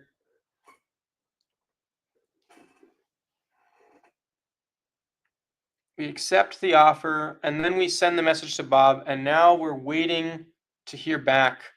Sorry, we send the message to Alice. Now we're waiting to hear back from Alice. Did Alice reveal the number, right? So there are 2 remaining cases left, right? Well, 3, I guess. If Alice tells Bob that, Alice is going to say the number, and we're going to make sure we break out of this loop if the timeout expires. Parse the body of the challenge.tx.txid is challenge. So it's parsed offer tx.id hex. Yeah, that's better. Just refactoring some of this here. Once again, we'll pretend this is a string.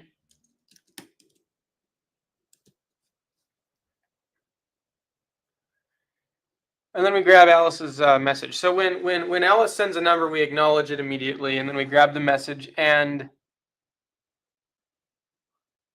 we look at the number that Alice reveals. We first validate that the hash is correct, meaning that Alice is revealing a correct number. If they win, if Alice wins, then Bob is done.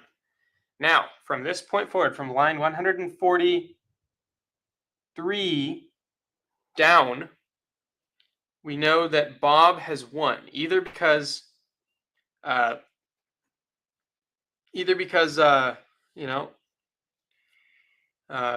has revealed something, or because of a timeout. So all we have left to do before we're complete with this application is to finish this file, 143 and down. Okay.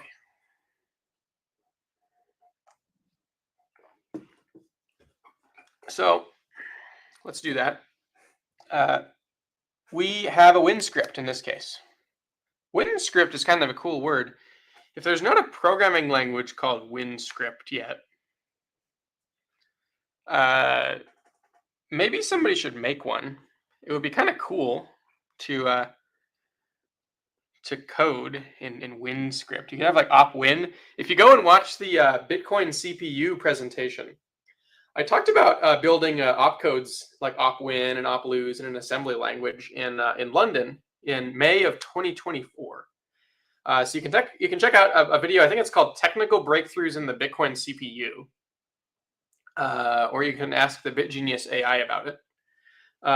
It's a cool presentation, and yeah, WinScript would be a good language to implement on top of the Bitcoin CPU architecture. Okay, so we need to create a win script. Well, to do that, we're saying transaction.from accept tx.txid. But the thing is, we don't have one of those. And I could go and grab that, or I could just pull it out. So let's go up here, because we accepted. It was Bob who accepted, and now it's Bob who's going to win on 148. I'll remember where we are, 148. And I'm going to go back up to when I accepted as Bob. Here's accept tx and txid, accept txid. Boom. Now we have it. Don't have to recompute it. Efficiency. See, guys? It's a good idea to code things with efficiency if you can. If you have the patience to add explanation points. All right. We add the input, compute the signature, SDK signature. We know the drill. We've been through this already, right? Pattern recognition. We can figure out what the patterns are. Signature. This. Constants. Wallet client create signature. Data needs to be an array. Don't pass buffers or strings when you should pass an array instead. And there's the signature in the correct format. We're computing the one from there. Make sure to add your hash type to your signature. And we're saying that, and we're calling this. And now we have a script. We have a win script. And then it's just Bob needs to claim the funds. So how do we do that? Well,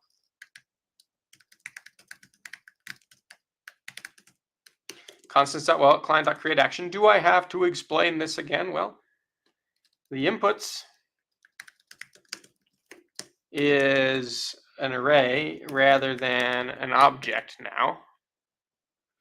So it's an array of objects. And when Bob is redeeming what he won from Alice, we ask the question. We know what question, right? If we were doing this in person, I would have everybody say it alongside me as though we were in kindergarten or something, right? What are we redeeming? Right? So it's the accept txid with output index 0 that we're redeeming. How are we redeeming it? And then, why are we redeeming it?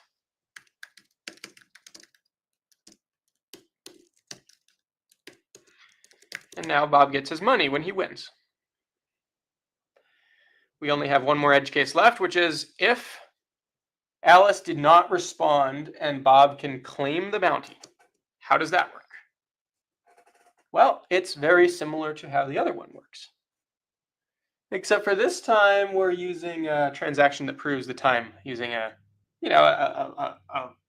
sequence number and a lock time. All right. Accepts TXID output index 0.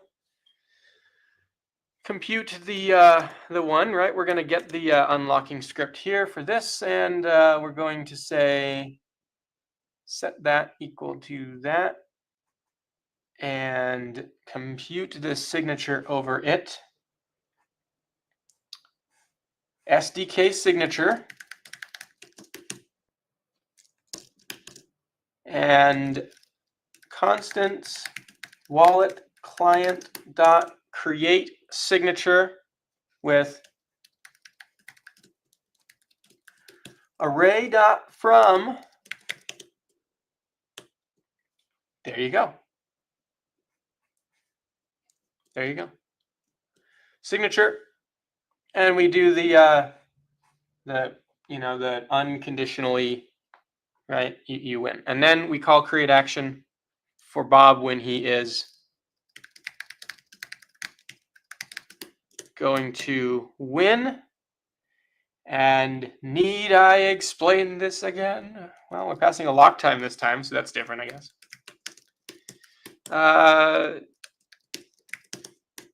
Okay. Accept light broadcast has been moved to the options object. The inputs is now an array of objects rather than just a single object. We need input beef. We need input beef in all of these, actually. We need to have input beef when you win.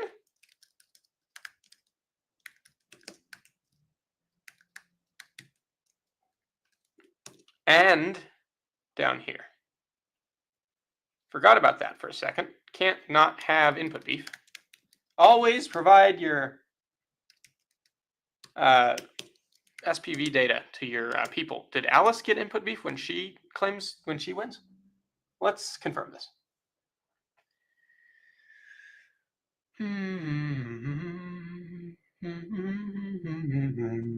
Input beef, yes, we do. Oh, that's cancel. Nope, let's go up.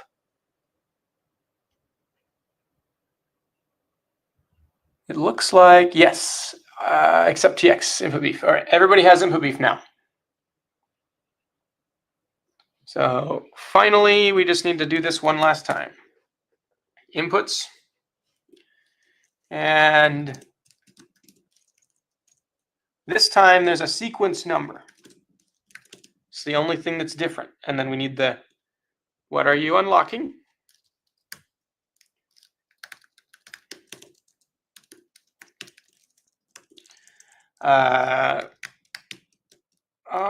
Accept TXID dot 0. How are you unlocking it?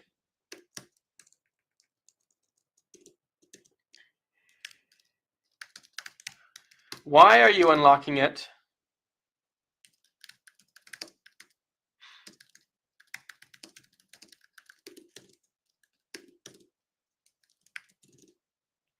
And when?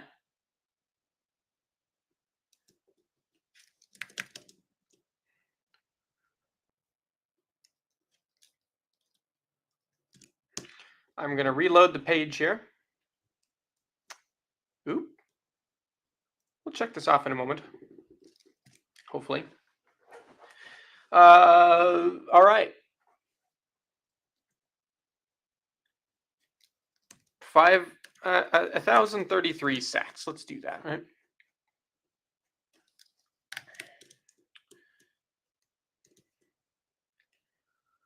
Let's go ahead and do that. Darn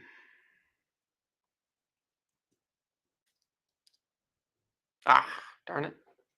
Almost got it. Come on. Aha. Okay. I picked tails. I will send out the challenge. Looks like I got an incoming challenge. Let's accept it. The coin is flipping. Challenge is being accepted. Transaction is being created. Alice is receiving back the message. What is happening? Uh-oh. What is happening?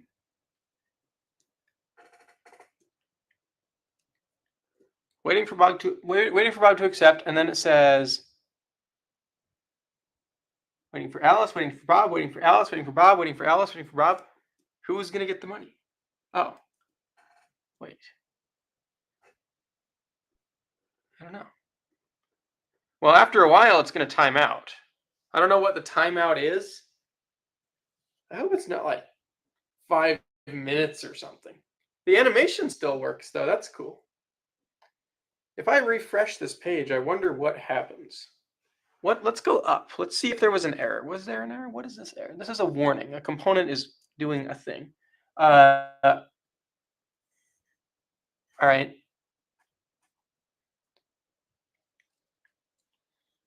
Okay. Unlocking script, waiting for Bob to accept. We got this big long 40,325 bytes thing. We have this very long. Everybody's waiting for each other. Okay, I think I should see the network tab because the network tab sometimes tells the story. Once upon a time. Oh, goodness. Oh, but there's so much in the network tab. All right, let's go all the way up. Once upon a time,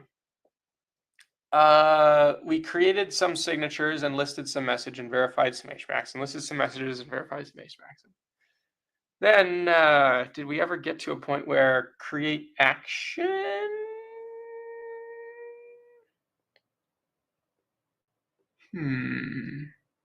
There's too many here. I'm not going to be able to read through all this. I'm going to either try to refresh the page or wait for the timeout, but I think I'm going to refresh the page. Just see what happens.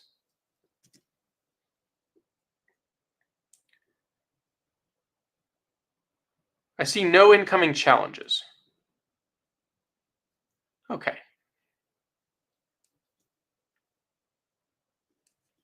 This is leveraging long polling. There's no sockets in this one.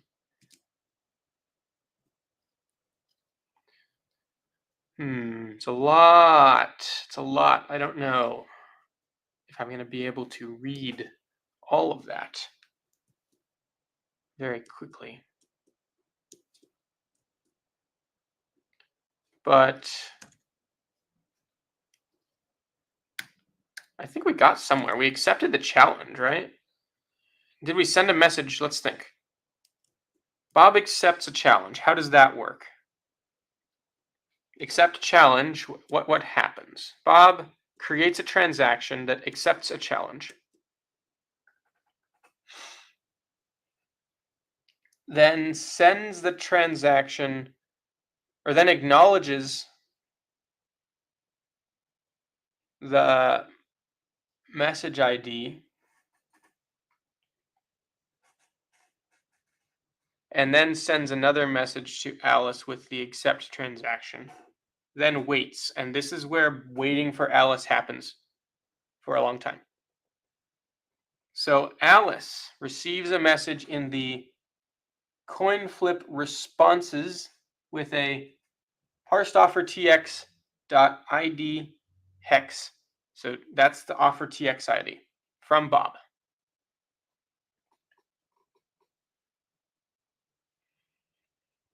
So then, does Alice ever receive back waiting for Bob to accept? Alice is going to check the coin flip responses message box and see if there's any messages. If not, so offer txid must equal offer txid. And if there's not, then it's going to continue. Otherwise, we're going to get down into here and see whether we see this, Alice got back acceptance from Bob. So let's try to send out another one of these and figure out what's going on.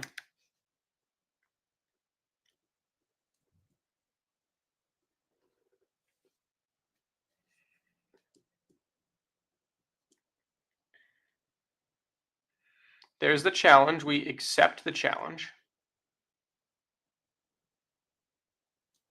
Create the outgoing challenge transaction.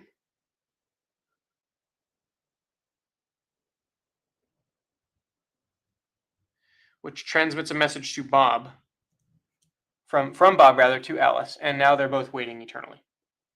Okay, so we got back this array of 39,000 things.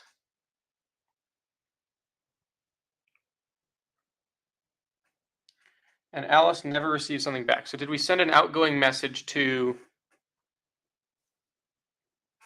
Alice? So, whoa, see, here's what I don't like about, could they, okay, message. Body, message box, coin flip responses. We sent a message.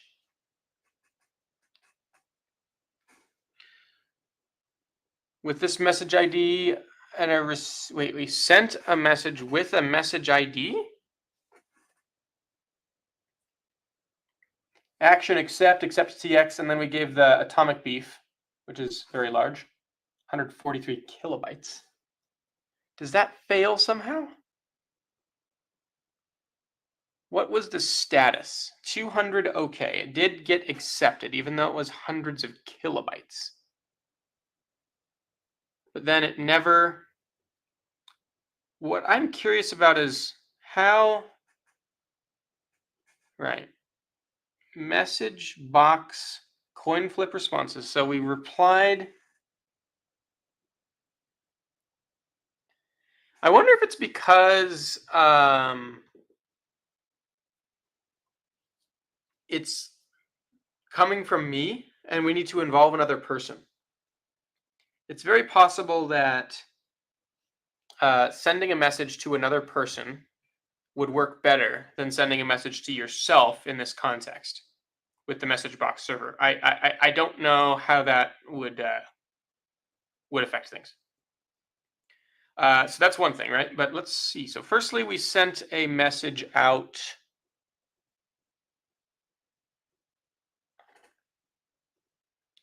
to the inbox saying,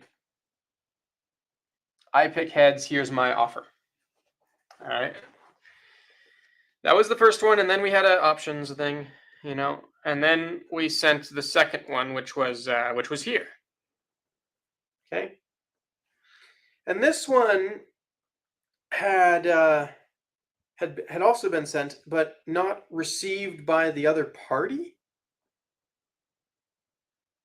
So that's interesting. If we're calling list messages, I'm sure if I delete my filter, we can see list messages being called. Can I grab one of these? Just give me one. List messages, okay? Do I have a coin flip response? And the answer is maybe. How large is this? If the answer is yes, okay. Status success, messages, array, message ID, and it gives you the message ID.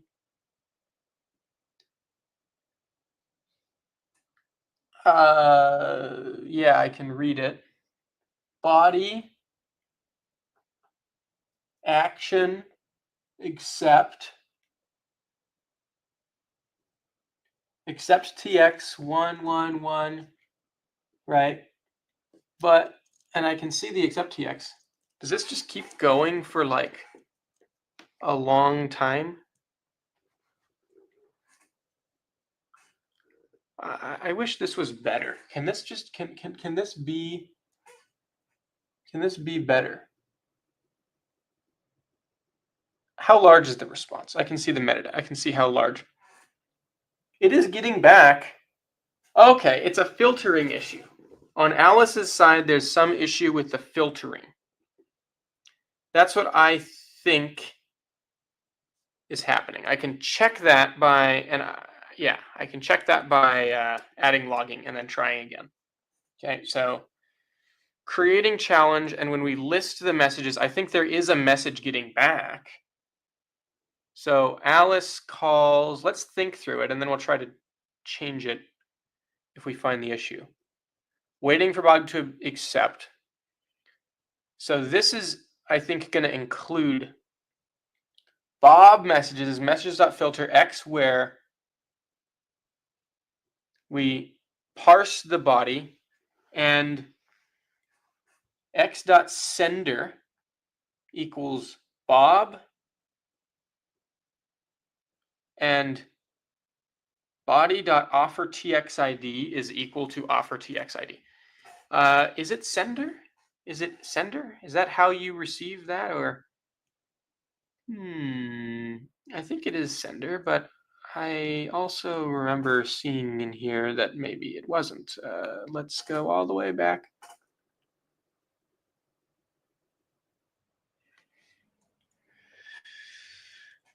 Message ID. Oh, and then you go to body. So it's going to be all the way at the end. And you can't really scroll this thing, can you? I just don't know. Oh, hex viewer. No, good. Goodness gracious. Okay, that's much better. I don't know how I got into that mode, but that has been it's been quite difficult for a very long time for me to read anything, and I just figured it out, so that's good. All right, there is a sender, and the body. Oh wait, but is it being truncated? It's not parsing the JSON because there's a max length. What is the max length? I bet there's a max length on messages, and I bet that it's just truncating at the max length. Is it like some specifically short, not like is it like 10,000 or something? I'm gonna copy this entire body only and just see how long it is in bytes. And I bet you, oh, there was one.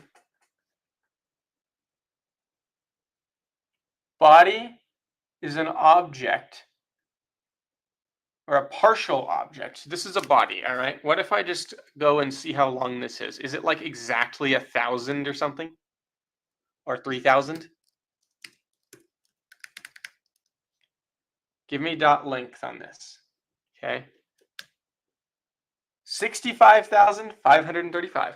And anybody who knows anything about computer science knows that that is 2 to the power of 16 minus 1, which means there is a limit on the number of bytes in a message. But here's the thing. We're really doing this in an absolutely terrible way here, because we are encoding this extremely inefficiently. You know, I could encode this as a UTF-8 string. I could encode it as literally anything else, and it would be better. So there are two problems that I just found, right? I'm going to write these down, or yeah, I'm going to write them down in a text edit document if I can, so that I can bug my team about them after this. But the first problem I remember from this so far is, and I think we can fix this, by the way. First thing I remember is type on message IDs for acknowledgement. Acknowledgement is inconsistent with type on peer message, right? And then secondly, truncating messages to 65,535 silently. So I figured out what that one was too. Hopefully, we cannot do that. However, I will concede that sending messages back and forth between Alice and Bob as JSON stringified number arrays possibly could be done better. So there is a outgoing challenge which is sent, and then what's happening is we're trying to parse the JSON, but the JSON has been sheared off. So it cannot be parsed, and then it's just going to return false, and you're never going to receive your message. All right, that's what's happening. All right, so to resolve this, firstly, when I create a challenge, when I send an outgoing challenge message, the body contains the offer tx as a string or as an array of numbers, which is converted into a stringified value in a very inefficient manner. The most efficient way to represent a string here is going to be like such. Then we have to go and this one, yeah. Then we have to go and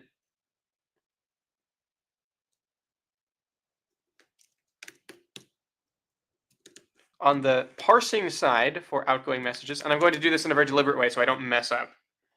Wherever an outgoing coin flip offer is being, so that's in check for messages, we are parsing this body, transaction.from atomic beef, and now we know this is utils.to array from UTF-8, turning it back into a string from turning it back into an array. But that way it sends over the wire as a string. And I think that's the only place that you are parsing an outgoing. And now for when you respond to an offer, if you are Bob and you accept and you send a message to Alice, we want the encoding to be efficient in this context as well. So first we accept the transaction, then we go over here and we create it with create action, and then we come down and we actually send a message to Alice, and the message contains the offer TX ID, but also this extremely inefficiently encoded value, which will send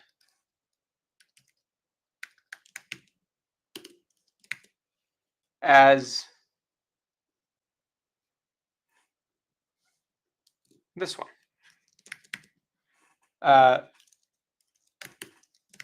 Right.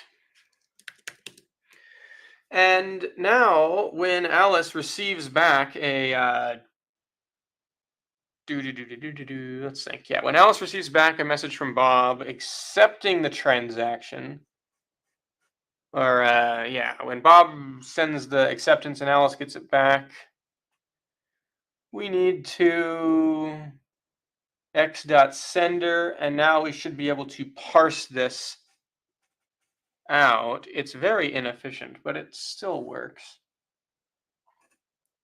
JSON parse messages sub0.body, and then we have action is accept. So action is reject, that's fine. Action is accept, we're here, and we're saying accept TX. Atomic beef is utils to array, and we're converting to an array from a UTF-8 string. And that should do it, okay? So do not use an inefficient decoding. All right, let's see if this is going to work.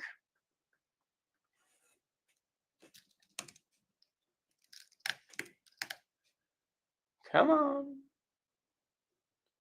Oop. Yeah, there we go. Maybe it's not going to have pop-ups anymore. Heads. I call heads. Send out the let's send out the transaction here. And we'll see an incoming challenge, hopefully. Come on. What happened? Is there an error? Ooh, yuck. Something went wrong. Okay, so trying to create the outgoing transaction led to create action having an error because why?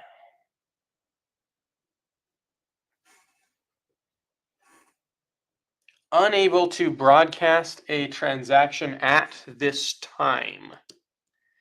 That is the generic error that happens when you try to request immediate broadcast, but your wallet is having issues. And that is because there is some ongoing work happening. Right. There is some ongoing work happening with the wallet, possibly by people who are watching this live stream.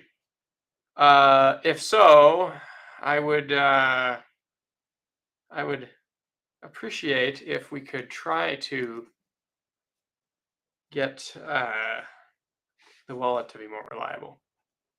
I understand that I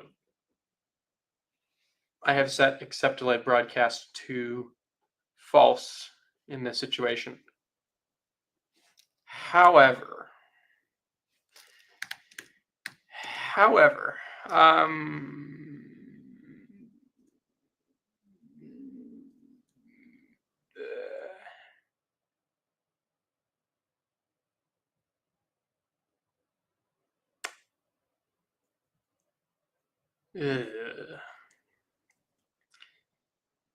this is now our lower layers of our stack, starting to 25 kilobytes. It's not too insane, but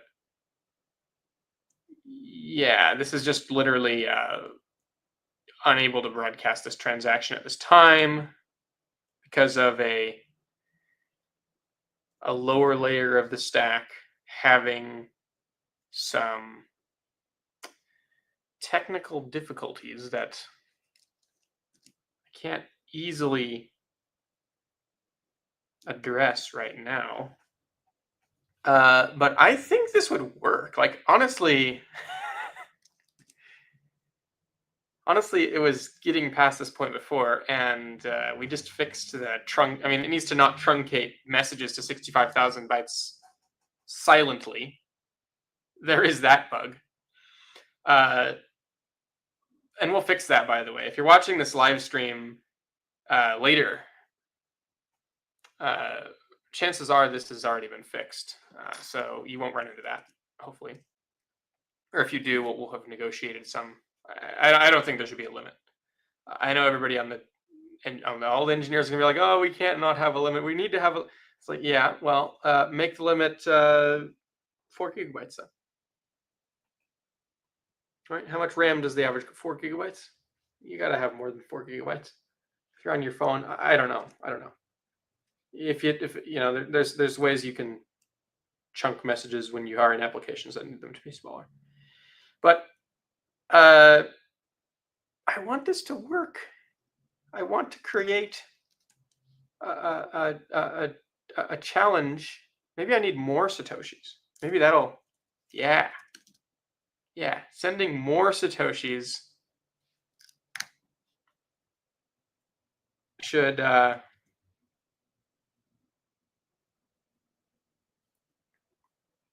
definitely be the solution, right?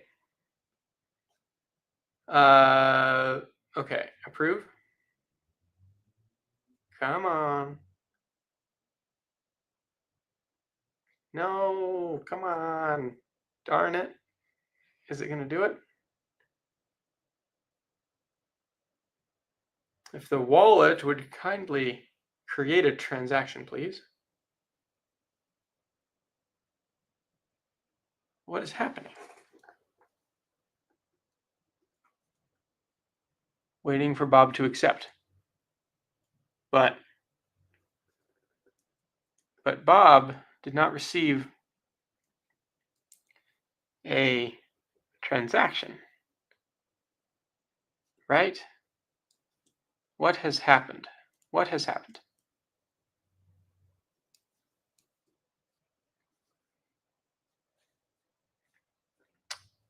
I don't understand what has happened.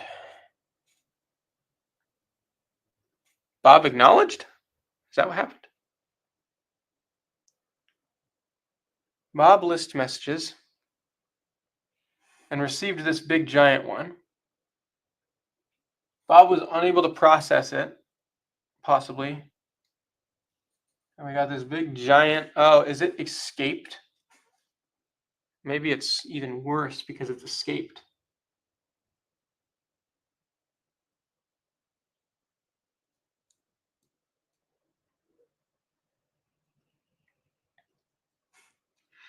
Maybe I need to use like base 64.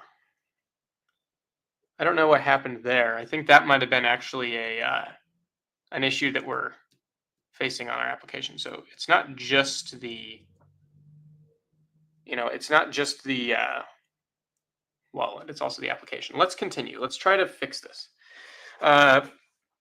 Bob is receiving Bob is checking for challenges, trying to parse one and getting to this point, acknowledging because of an error.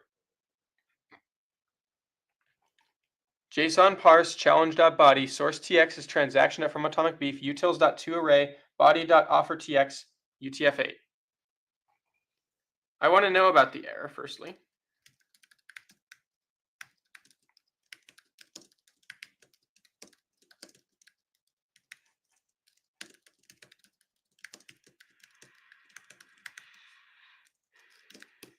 Bob is unable to parse an incoming challenge.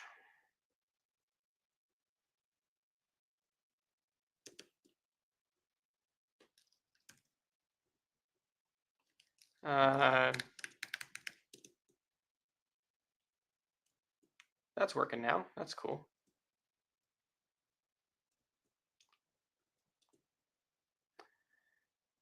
Why is Bob unable to parse an incoming challenge?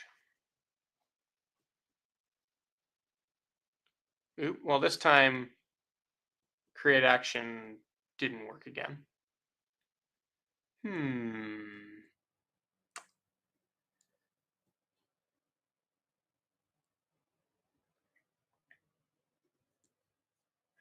Didn't work because unable to broadcast transactions this time. It's kind of hit or miss, I guess. Unfortunate. Why is Bob unable to parse the incoming transaction when it does work? From Alice. If we could solve that, unable to broadcast transactions at this time.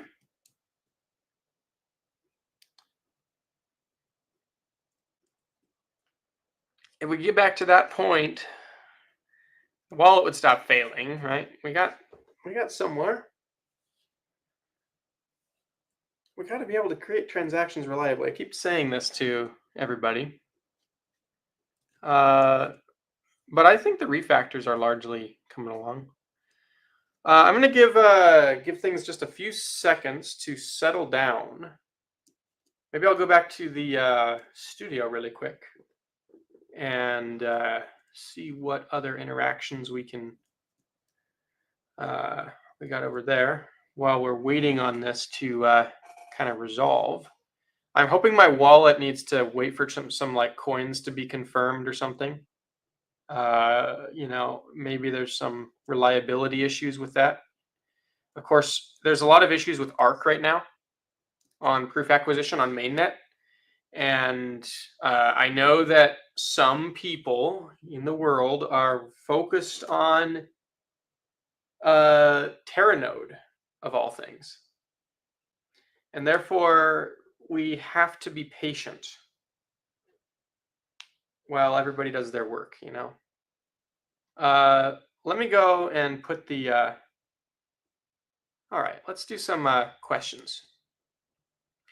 So, is there a staging server up for social cert? Social cert is a certifier for identity information. So email addresses, you can get, I showed you at the beginning of this live stream, my email certificates and how I have them in my wallet. And I was able to get those because of social cert. So the answer is yes, staging social cert is online. It is at staging-social-cert.babbage.systems? Possibly? Is that correct? Is anybody on the team watching who can confirm or deny staging-social-cert? Would you believe? .babbage.systems. Let me check. Let me go to this website in my browser. Staging-social-cert. Negatory. What is it just social? Oh, sorry. You mentioned staging. I guess we have a prod one. We don't have a staging one on testnet. When you say staging, I think testnet. The downloadable Metanet desktop application from the Bitcoin SV repository, which you can check out. That is going to be on mainnet currently. You should probably use the mainnet one anyways. And when you do, you'll be able to go to actually just socialcert.net. And if you go to socialcert.net, then it'll be there. And yeah, you can get your email search on socialcert.net on the new system. We are working as well to add back support for X and for your telephone number if you want to be searchable by those two things. Other, social media handles. I think there was one more. I can't remember. But yeah, happy to be working on those things.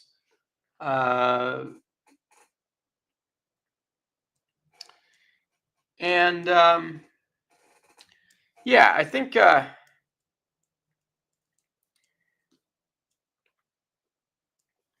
there's some some cool developments on the identity side. Of course, we just brought another demo closer to completion for sure.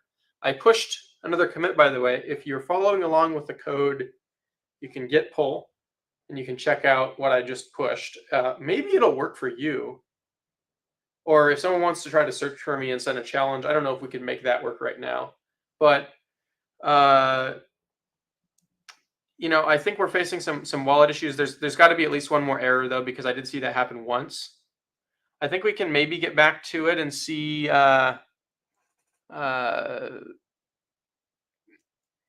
can see whether how things are going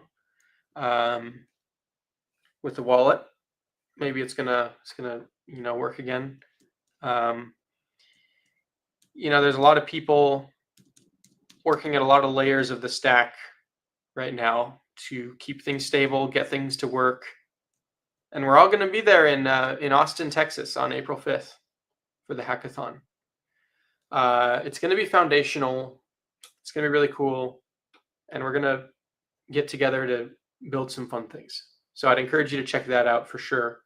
Once again, it's this is going to be a time for a lot of growth and kind of just for our ecosystem and figuring out how to build things the right way.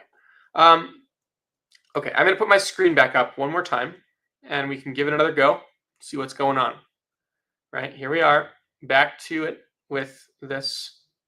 Yeah, here's socialcert.net, by the way. I pulled it up here. It redirects. So it's good on whoever put the redirect in on the team. I don't know who it was, but good thinking. Because I went to socialcert.babbage.systems and it was like, no, actually socialcert.net. A little easier. We're getting better at marketing every day.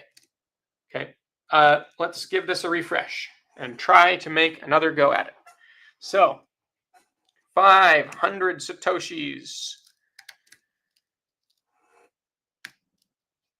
TinyWeb.us. Heads.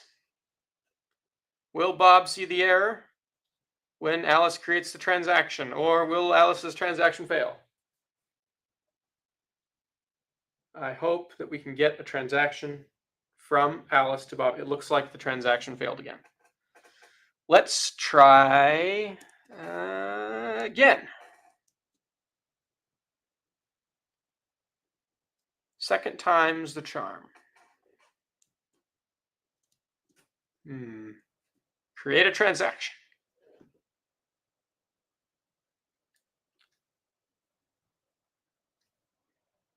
And it failed again. Okay. Yeah, the issue here is in the wallet. The wallet is not properly being a wallet right now. And it's making me very, very sad. However, I know that people are trying their hardest. Maybe? No. No. Something's broken. Something's fundamentally broken in the world. Because the wallet is a fundamental piece of the world. And I have one UTXO left to try. I put 1,000 Satoshis into this one UTXO. If I can redeem this UTXO from the to-do list, maybe it makes it into the wallet. And maybe if I refresh the page, and maybe if I can just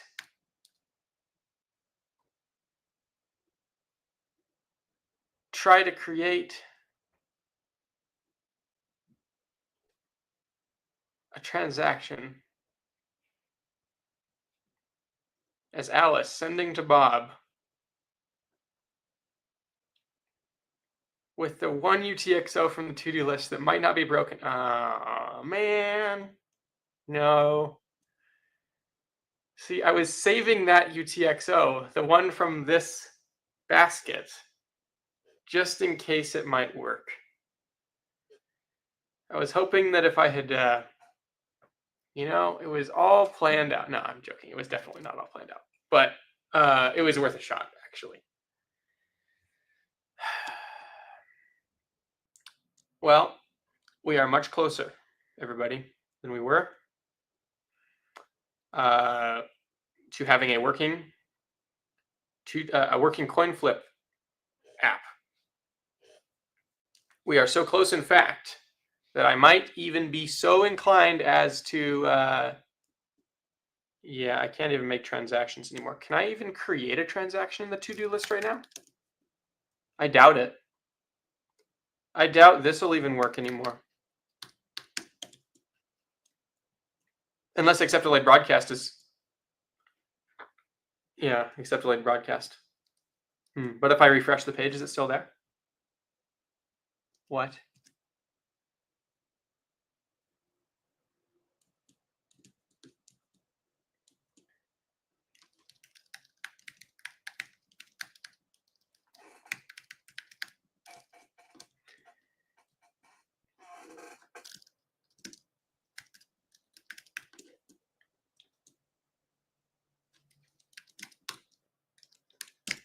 This is really a bad idea for Alice and Bob, both.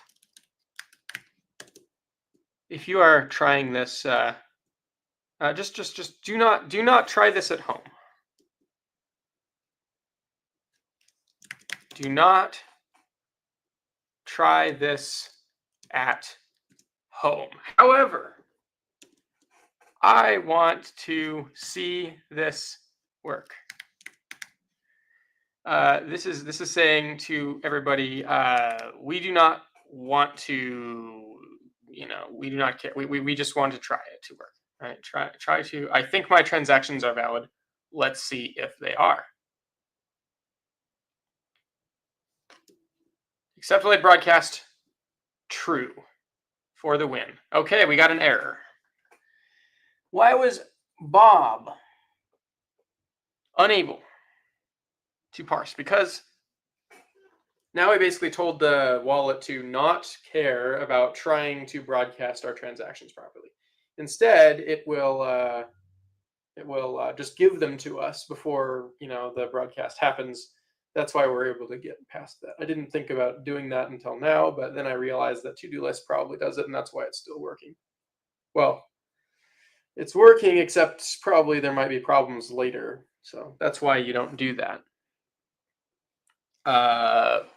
But, you know, yeah, Tone always says if you know that your transactions are valid, then you can set accept delayed broadcast to, you know, you can set it to true, and then your wallet will just treat them as valid rather than trying to go to the network and broadcast them. What the world will interpret Tone's words as saying is something like, if my wallet is being difficult, then set accept delayed broadcast equals true. That is the wrong interpretation. The wallet should not be difficult, though, in the future when ARC and all these services are, fully plugged in everywhere they need to be and in all the ways they need to be. We're making progress towards that every day, but setting accept delayed broadcast true might allow us to proceed and get to a win for this live stream and get the code where it needs to be, because now we're looking at a JSON error. A lot of this I had utils dot, so we said to UTF-8. And there were two of these, but instead I can try to use base 64 instead of UTF-8. And that way the data isn't so large. Right.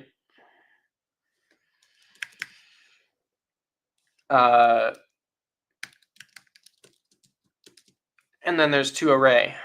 So rather than to take this to array from UTF-8, we'll take it from base 64. And maybe same here. And maybe that'll fix the JSON parsing, because UTF-8 strings are weird. With the escape characters and everything is what I mean. Whoa, why did that just do that? What is happening? Okay, I don't understand what that's saying. I just need to close out of this.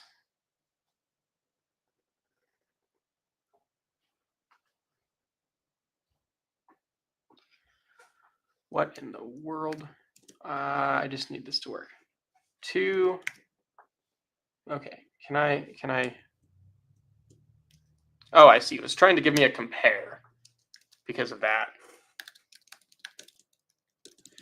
So to array, I just want to confirm these are correct. That's base 64, yep.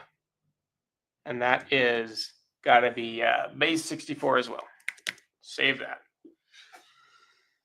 Okay, let's give another go.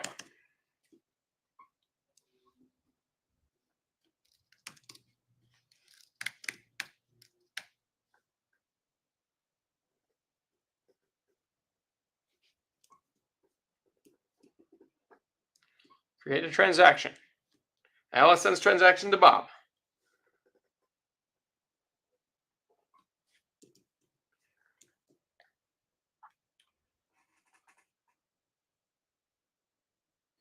Unexpected string in JSON at position 65,535. Now our beefs are too big. All right, so we have to fix the bugs, right? We have to fix the bugs. Why is the message box server truncating things at 65,000 characters silently? I am going to probably make more of a. I really, I couldn't get this to work last live stream. You know, I'm just, I don't know what's going on with this. Why is this? Does it need to be long text? Is it varchar? Is it really? Okay.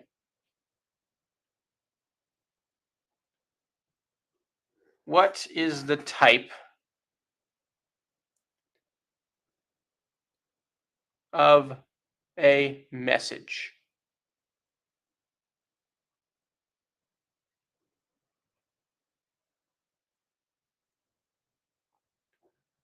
It's a text, but it's not long text. But if I dare to do this on a live stream, maybe I do. Maybe the strategy is I should just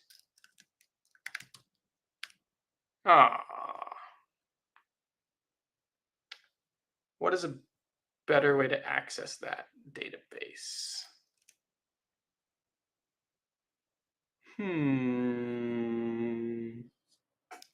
Well, what's the problem?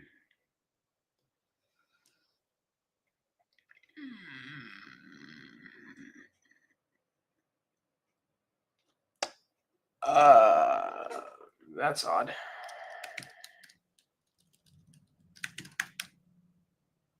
I was just going to go and set that to long text using alter table so that it would work. Because I think that's the issue. Text is 65K characters and long text is like 4 billion. And 65,000 and 4 billion are slightly differently sized numbers. And if we could make the one be the other, that would be really, really, really nice. How could I access the database and run a command? I don't have that capability anymore because it's been delegated to the other people on the team.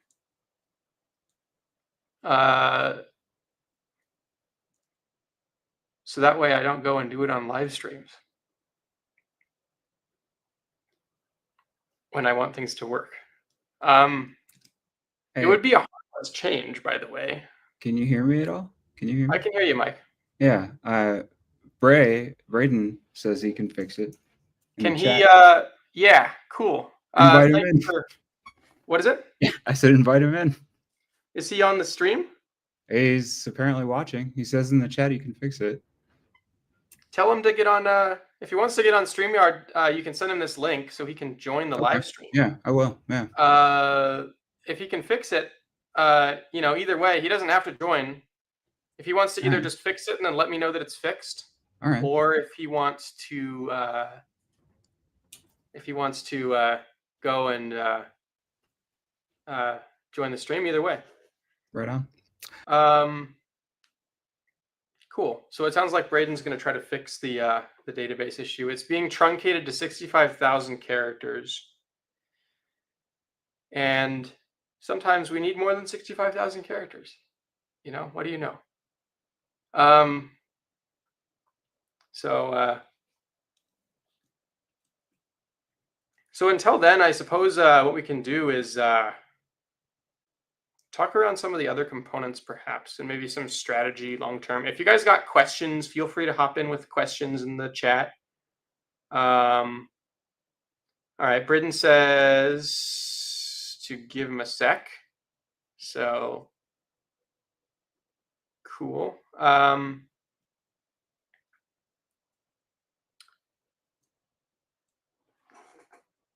Yeah, it is. Freddie, you are. Well, it's whoops, I tried to put the message up here, but it is in fact MySQL. I understand that there's an issue with the authentication plugin for MySQL that I couldn't use to access it anymore. But at the same time, the issue was text versus long text within the context of a MySQL column. And that was going on. My thoughts are I've set the encoding to base 64. I think that should fix any JSON parse issues. I think it is just being truncated at this point. I think there's going to be less like backslashes and backslash u, whatever that whole thing is with escape characters in a base 64 encoded string, making it actually slightly more efficient than a sort of UTF-8 string for use in a JSON stringified object context. Once the database is migrated, we just have to run like alter table message,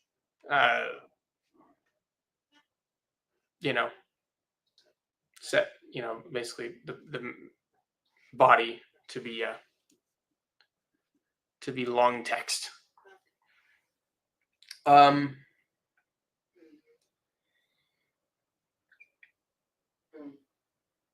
And so essentially that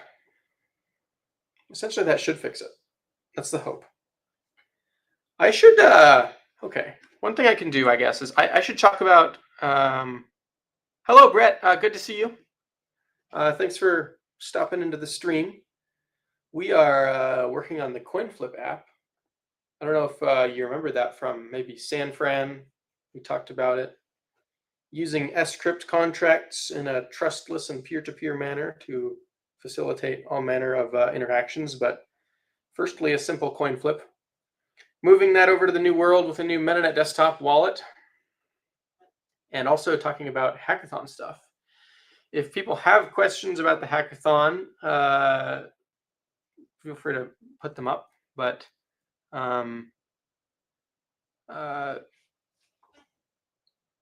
yeah, I think what we want to do is I can create a cars deployment of this CoinFlip app now, and we can try to get that working while we wait for the database issues to be resolved, on the thought that perhaps resolving the database issues will resolve all remaining issues and will be live. It'll be completed. So I'll put my screen back up and I'll go back to VS Code and we'll go and try cars. And then once the database issues are good, then maybe Mike, you can pop back in on the studio and let me know, or Braden can join either way, and we'll test it out with see how it goes. Let me okay. So Hey, mate. Yeah. Braden says it's good to go. It's good to go? Yeah. Cool. Yeah, give it a whirl. Let's try it. All right. So I'm just going to refresh the page then. I was going to go do cars things, but I think we'd like to make all the code changes necessary first. So 500 Satoshis. And then I can take that bug off the list. Okay. And let's just go ahead and create a transaction. Alice sends, Bob receives, Bob accepts the challenge. Oop, what happened? Something went wrong. Why did it go wrong? Okay, Bob accepts the challenge. Serialized beef must start with this value, but this one starts with 0. Ooh, interesting. Okay.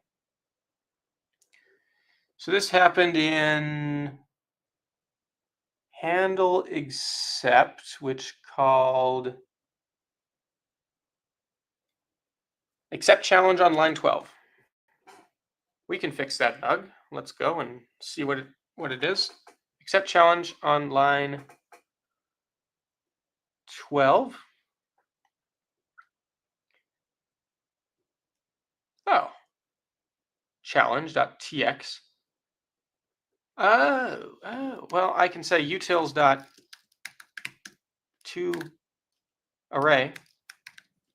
And then, of course, this is base 64. Maybe that's what that needs. Let's try it. We really should look for all of the... all right, let's try to send another... Oh, I see my old challenge from before. Okay. And I'll just go ahead and flip the coin. Accepting as Bob this time. Something went wrong because must start with this, but starts with 0 on line 12 still. Oh, line 27. Tricky. From Atomic Beef, everywhere it's used. We need to find it. Yeah. ToArray. I thought it was the same error, and I was like, oh no, but it's actually just all right, ToArray, and then it's base 64. Very cool.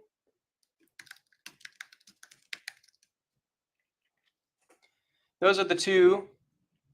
In that one, create, confirming this, already got that one. And then we got create challenge, and accept TX is coming from what? Accept TX is Atomic Beef, which comes from that. So that means everything in this file is good. Reject. Ooh, tricky. Yeah, we would have missed that one. utils.toArray, and we'll convert this. All right. There's that done. Let's try again. Flip. Bob is unable to accept because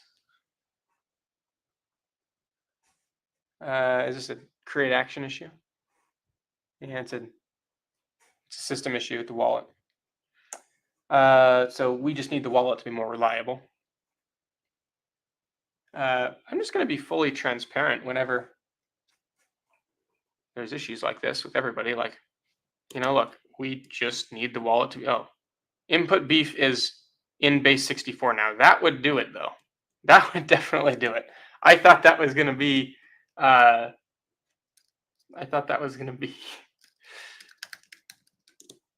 because of system issues, but nope, not this time. utils.toArray, and now base 64. And yes, I know all of the people who actually went to school for computer science will tell me, Ty, you should have a variable so you don't need to repeat yourself. However,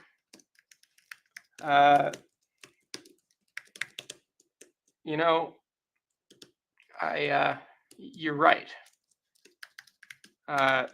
But I want this to work too badly at this very moment. And I think that by doing this, it's going to work. And then we can have, we can show something where it's an example of something that could be improved, right? And that way, everybody is motivated to sort of, and I could even copy and paste the utils.toArray thing, but I'm not going to. Okay, maybe that's all of them. Maybe that's everything.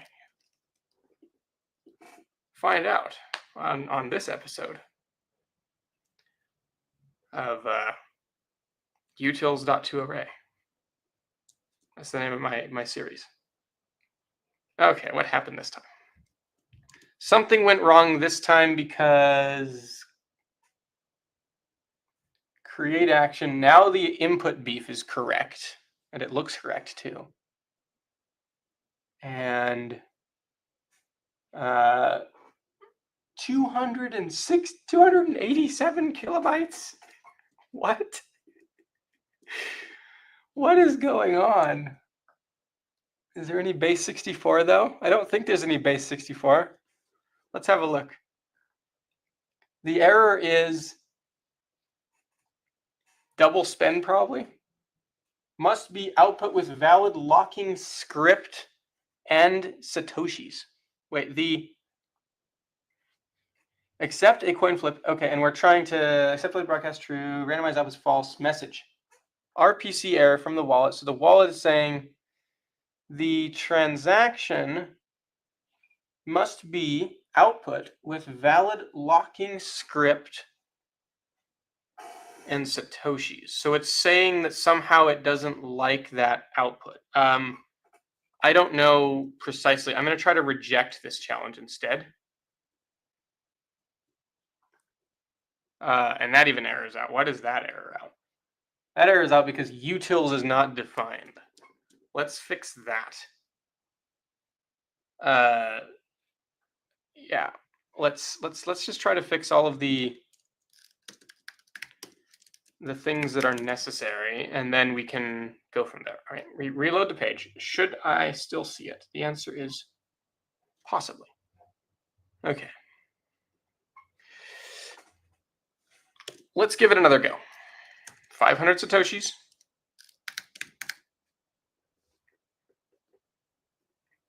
And all right. Create a challenge. Send the challenge off. Now I will accept the challenge. First, I will reject the challenge, actually. In rejecting the challenge, challenge was rejected, coins were recovered. Good.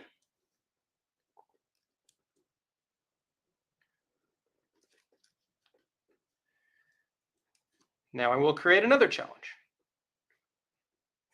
This time, I will accept the challenge. I will flip the coin. Accepting the challenge as Bob. Waiting. Aha! Now we lost as Alice, and Bob won. And let's see. Let's see what happened. I think it worked. Waiting for Bob to accept. Waiting for Bob to accept. Waiting for Alice. Alice got acceptance back. Alice has sent revelation back to Bob, and then Bob got back from Alice these things, and then Alice lost because Alice was the person who we have this creating from. It worked. Let's go back. Let's try again. And by the way, if anybody's watching who happens to, I should commit this code so that you can actually send me a challenge. It is the New World branch. I want to see both edge. I want to see both flows work. What if Alice wins? Can that work? Alice wins. So Alice can win and Alice can lose, and Bob can win and Bob can lose. We have successfully demonstrated the optimistic code paths of this system. We could also try to, demo things like Alice dropping off the face of the earth in case of Bob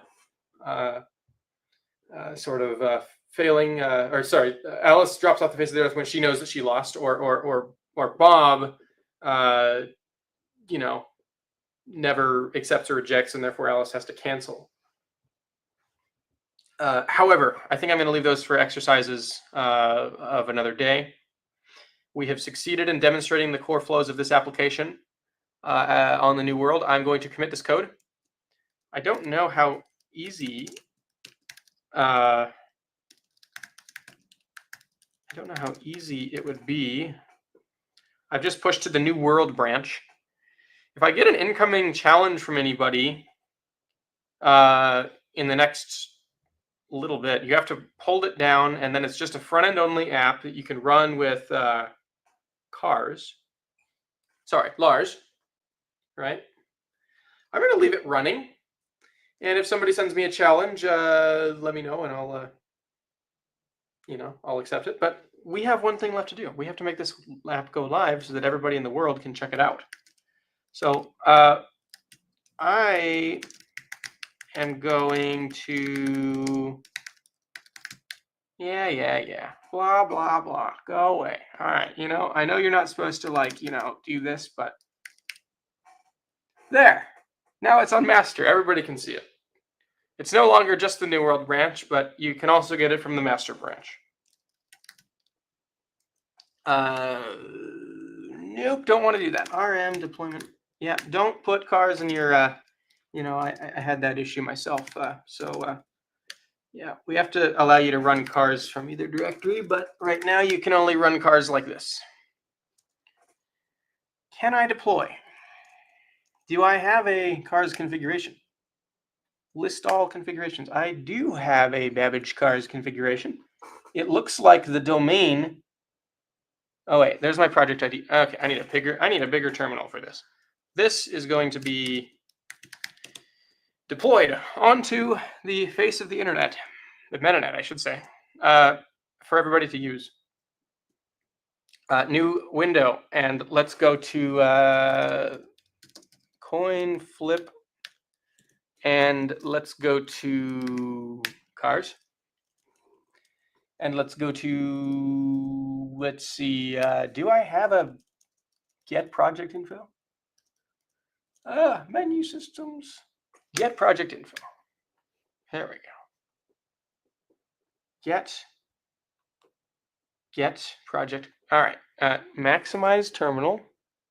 Okay, here's my project info. So this is Cars, Cloud Automated Runtime System. How do you make a BRC 102 project go live? Well, you run it with Lars locally, and you run it with Cars when you want it to go live. Or you deploy it with Cars to the cloud. It looks like we have. I think I updated the database because I got tired of like you have to update your So we have our own Cars deployment, and I updated the balance. So there's enough.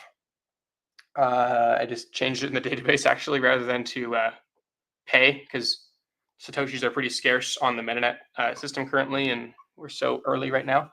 But looks like, oh, that's a bug.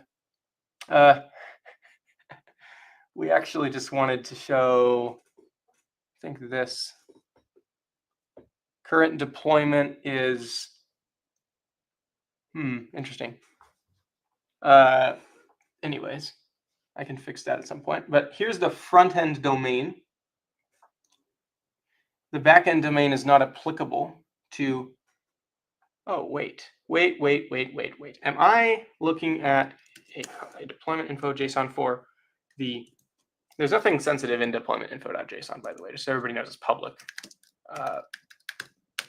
But yeah, this is the wrong project ID. I'm like pretty sure that's not CoinFlip. I think I copied this deployment info from Meter, and I don't think I created a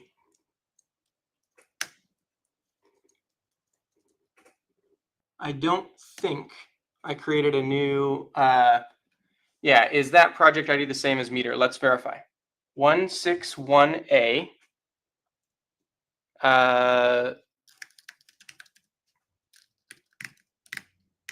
And Meter has, because we want to use a new project ID.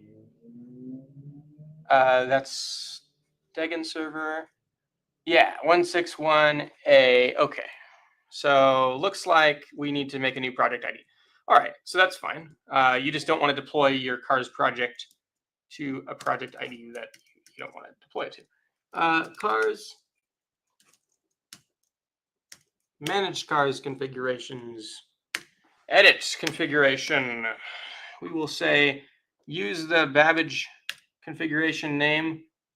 Now we'll just set this to the Babbage Cars server on mainnet, deploying only the front end with HTTPS. That's why there was a backend URL and a custom domain and all that stuff, I bet, when I was looking at it. It's like, no, front end domain should be the only domain.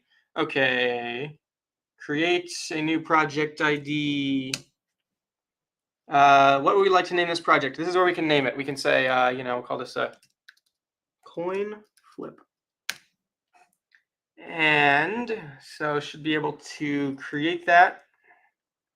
Should be able to go back. Now I have a new project ID. Should be able to manage projects. Should be able to top up the balance on the Babbage Cars server with 500 Satoshis.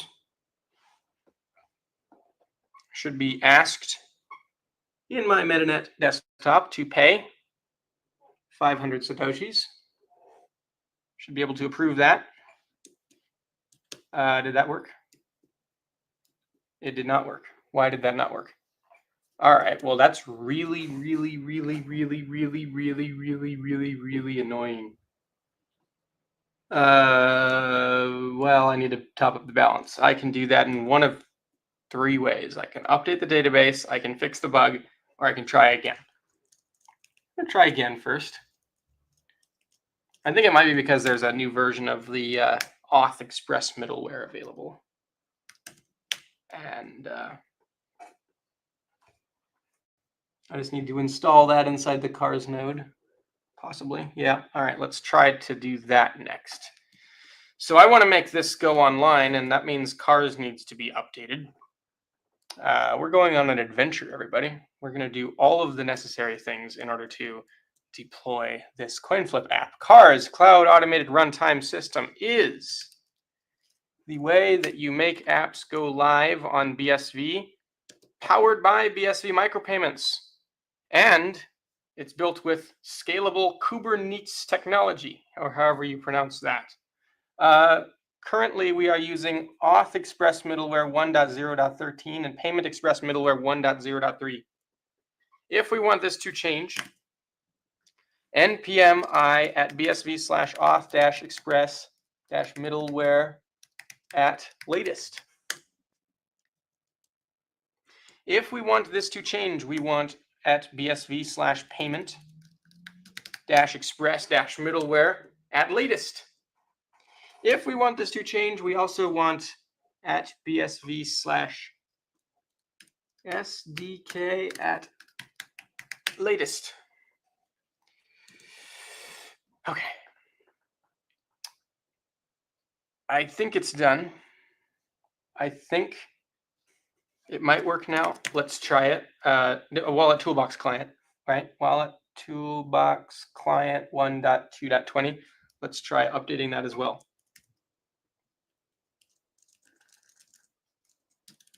Wallet Toolbox client at latest. Okay. And so because 26 is more than 20, maybe it's better than that one. You know, newer things are better than older things, right? Right? Isn't that how? Wait. I don't know if that's correct. New depths. If you have a cars node, then you can pull and update.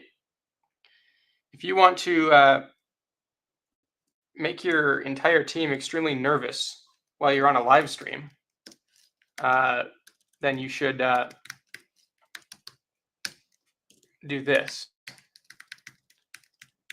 And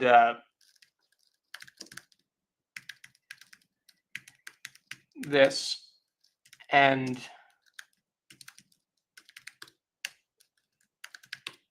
this. Is it gonna?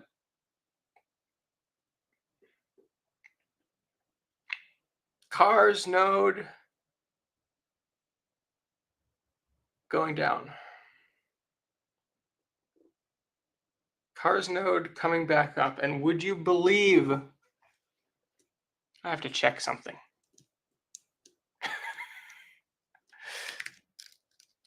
Okay.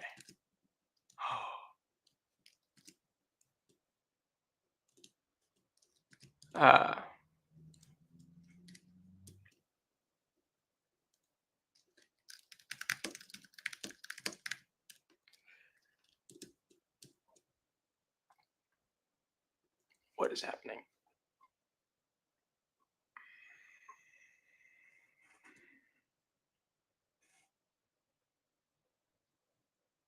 Oh, that's okay. 7777.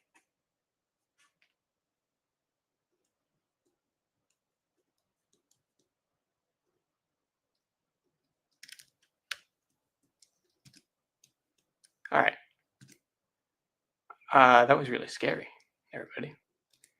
bsvhackathon.com, the website where you can go to find out more about the Texas Hackathon, was down for 30 seconds because it is a cars project running on the cars node of Project Babbage that I have just restarted while I was live on air promoting the BSV Hackathon. But now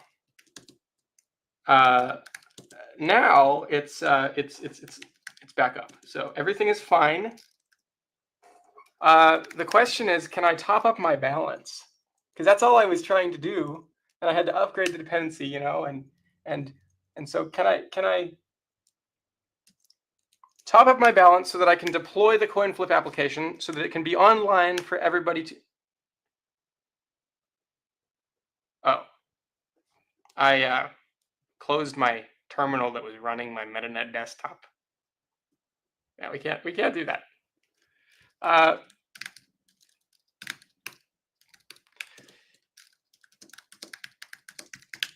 npm run tari-dev. Oops. Okay, we will get this application to be online before the end of this live stream. That is my goal. I hope we can get that. I think that we can get there.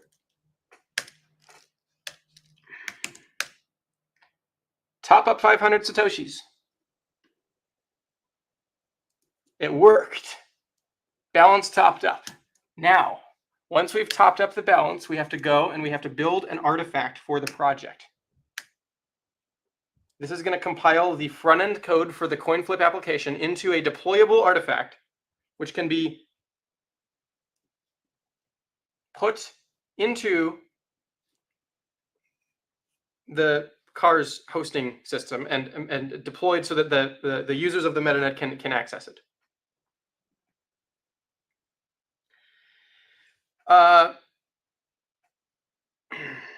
Waiting for the Webpack to compile right now. It's a little bit unnerving how long it's taking.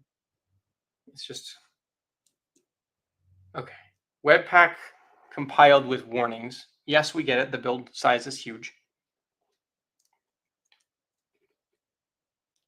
Auto release a new build, uploading artifact to the Cars node for the new coin flip application. I want to deploy the coin flip application. I then want to, okay, artifact was uploaded successfully. Let's confirm whether it is online. Manage projects, view project info. The link for the coin flip application is HTTP. Oh, I'm not going to read that whole thing out loud.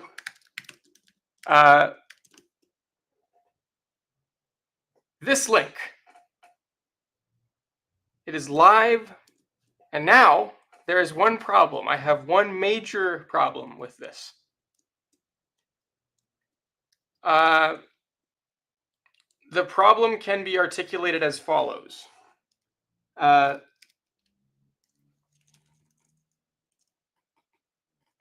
Set front-end custom domain.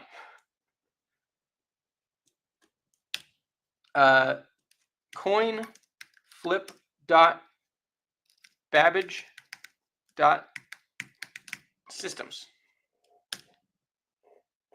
Now we need to go and we need to add this DNS record, which is, by the way, public, so there's no sensitive information being shown here, onto the domain of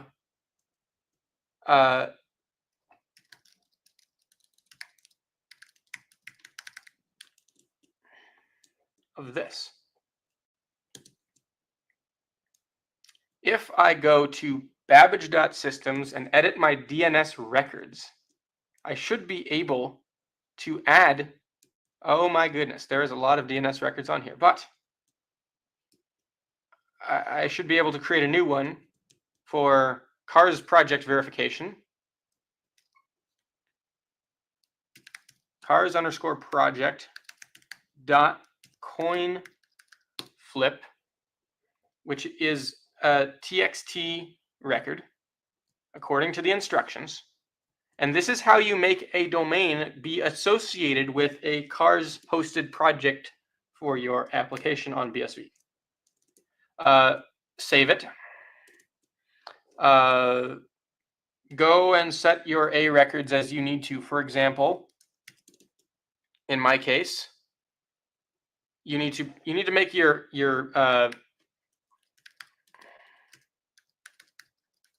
oh wait, we have to edit the existing coin flip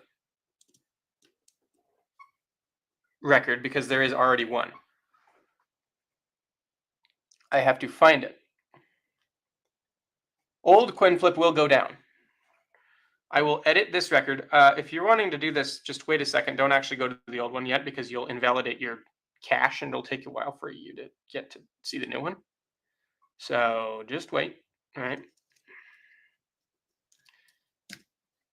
A record, coin flip to this so that it's reachable to where your Cars node is, right? Now, Okay, we have to go back to here and we have to indicate that yes, we have followed the instructions. So back to cars. Yes, link domain. All right.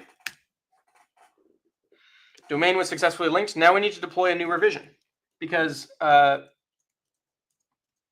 when you link your domain as of right now, and pull requests are welcome, you need to upload a new revision of your project so that it sets the ingress rules associated with your domain.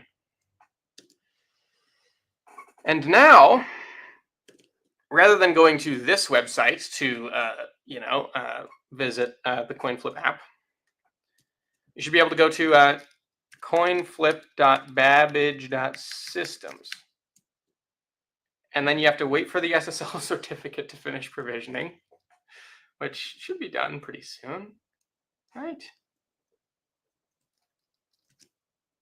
Right? Yeah, right. Now it's good. Coinflip.babbage.systems.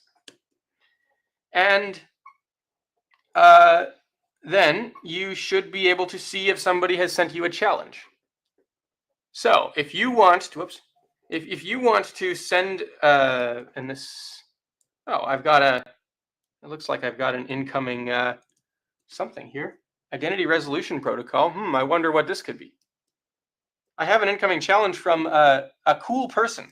Who is the cool person? Well, let's flip a coin. Cool person. Who will win? I didn't even look how much I'm betting this person. And I don't know who it is. But I lost. How much money did I lose? I don't know how much money I lost. All right. I didn't even look. It's on the stream. Somebody can tell me. But it worked. It worked. Coinflip.babbage.systems is now live. We should have a link up on the screen. Yes, we have done it. I'm going to commit the remaining pieces of code. I'm going to close out of this screen, and I have too many tabs open, everybody. Far too many tabs. It has been a long day, but you know what? This has been successful. You have to do the thing if you want the thing to be done. That is what I have learned. That applies pretty universally, I think. Okay. I need to commit changes to the deployment info and the package locks and everything. So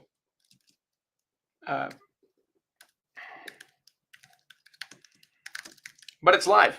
It's live. It worked. I lost a challenge, but somebody won. Somebody in the audience won some of my money, and I was foolish enough to not even look how much. So that's it. That's the CoinFlip application. It's live. It's now on the master branch of the peer-to-peer. So if you go to github.com/p2p/psi/coinflip, should be master. Yes, that's my latest commit. Right. Good. So, wow. I think that's going to be about a wrap. Oh, it says, "Are you a cool person?" Right. You can go and get coinflip.babbage.systems. You can check it out. I will gladly thank you to whoever sent that challenge.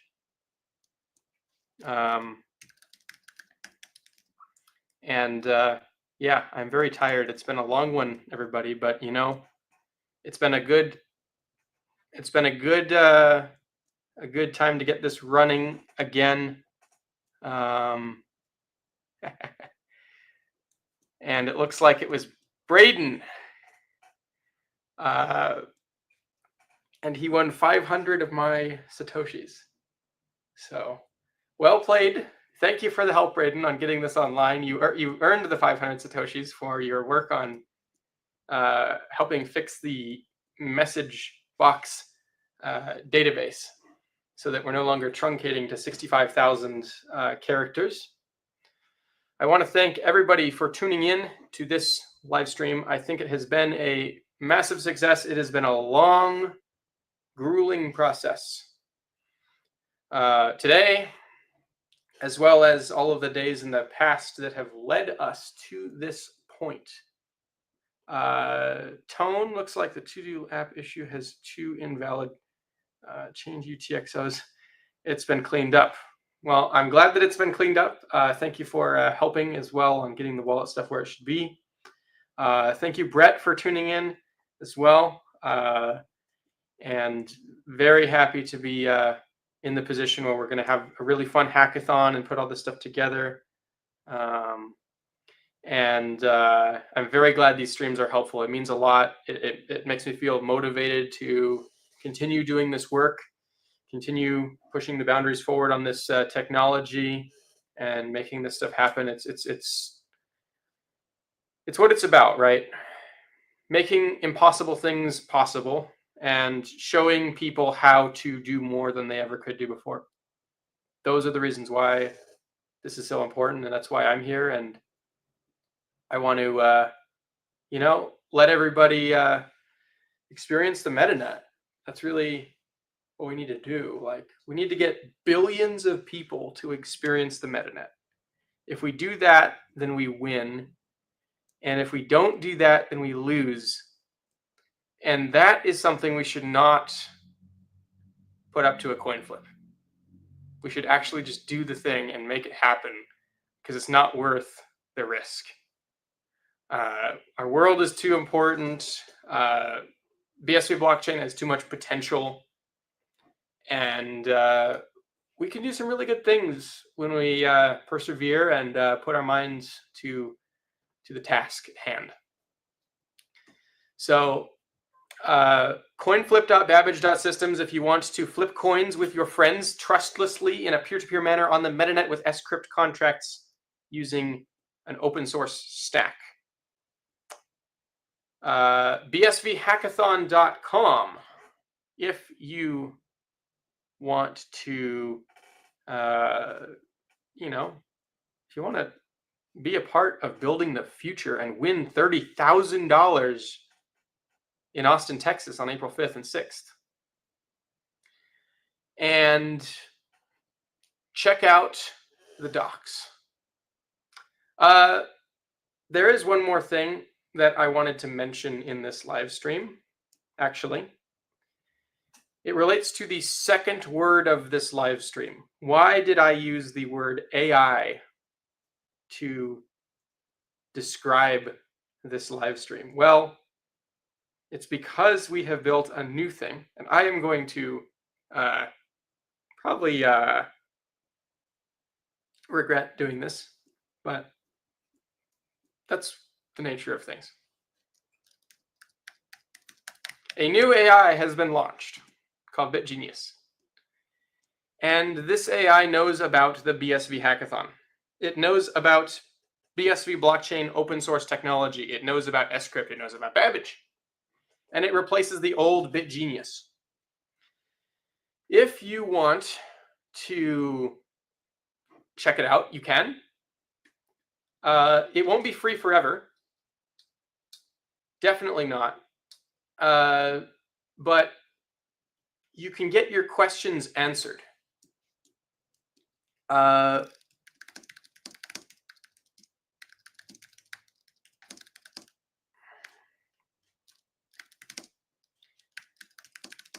If I ask, how does the coin flip contract work?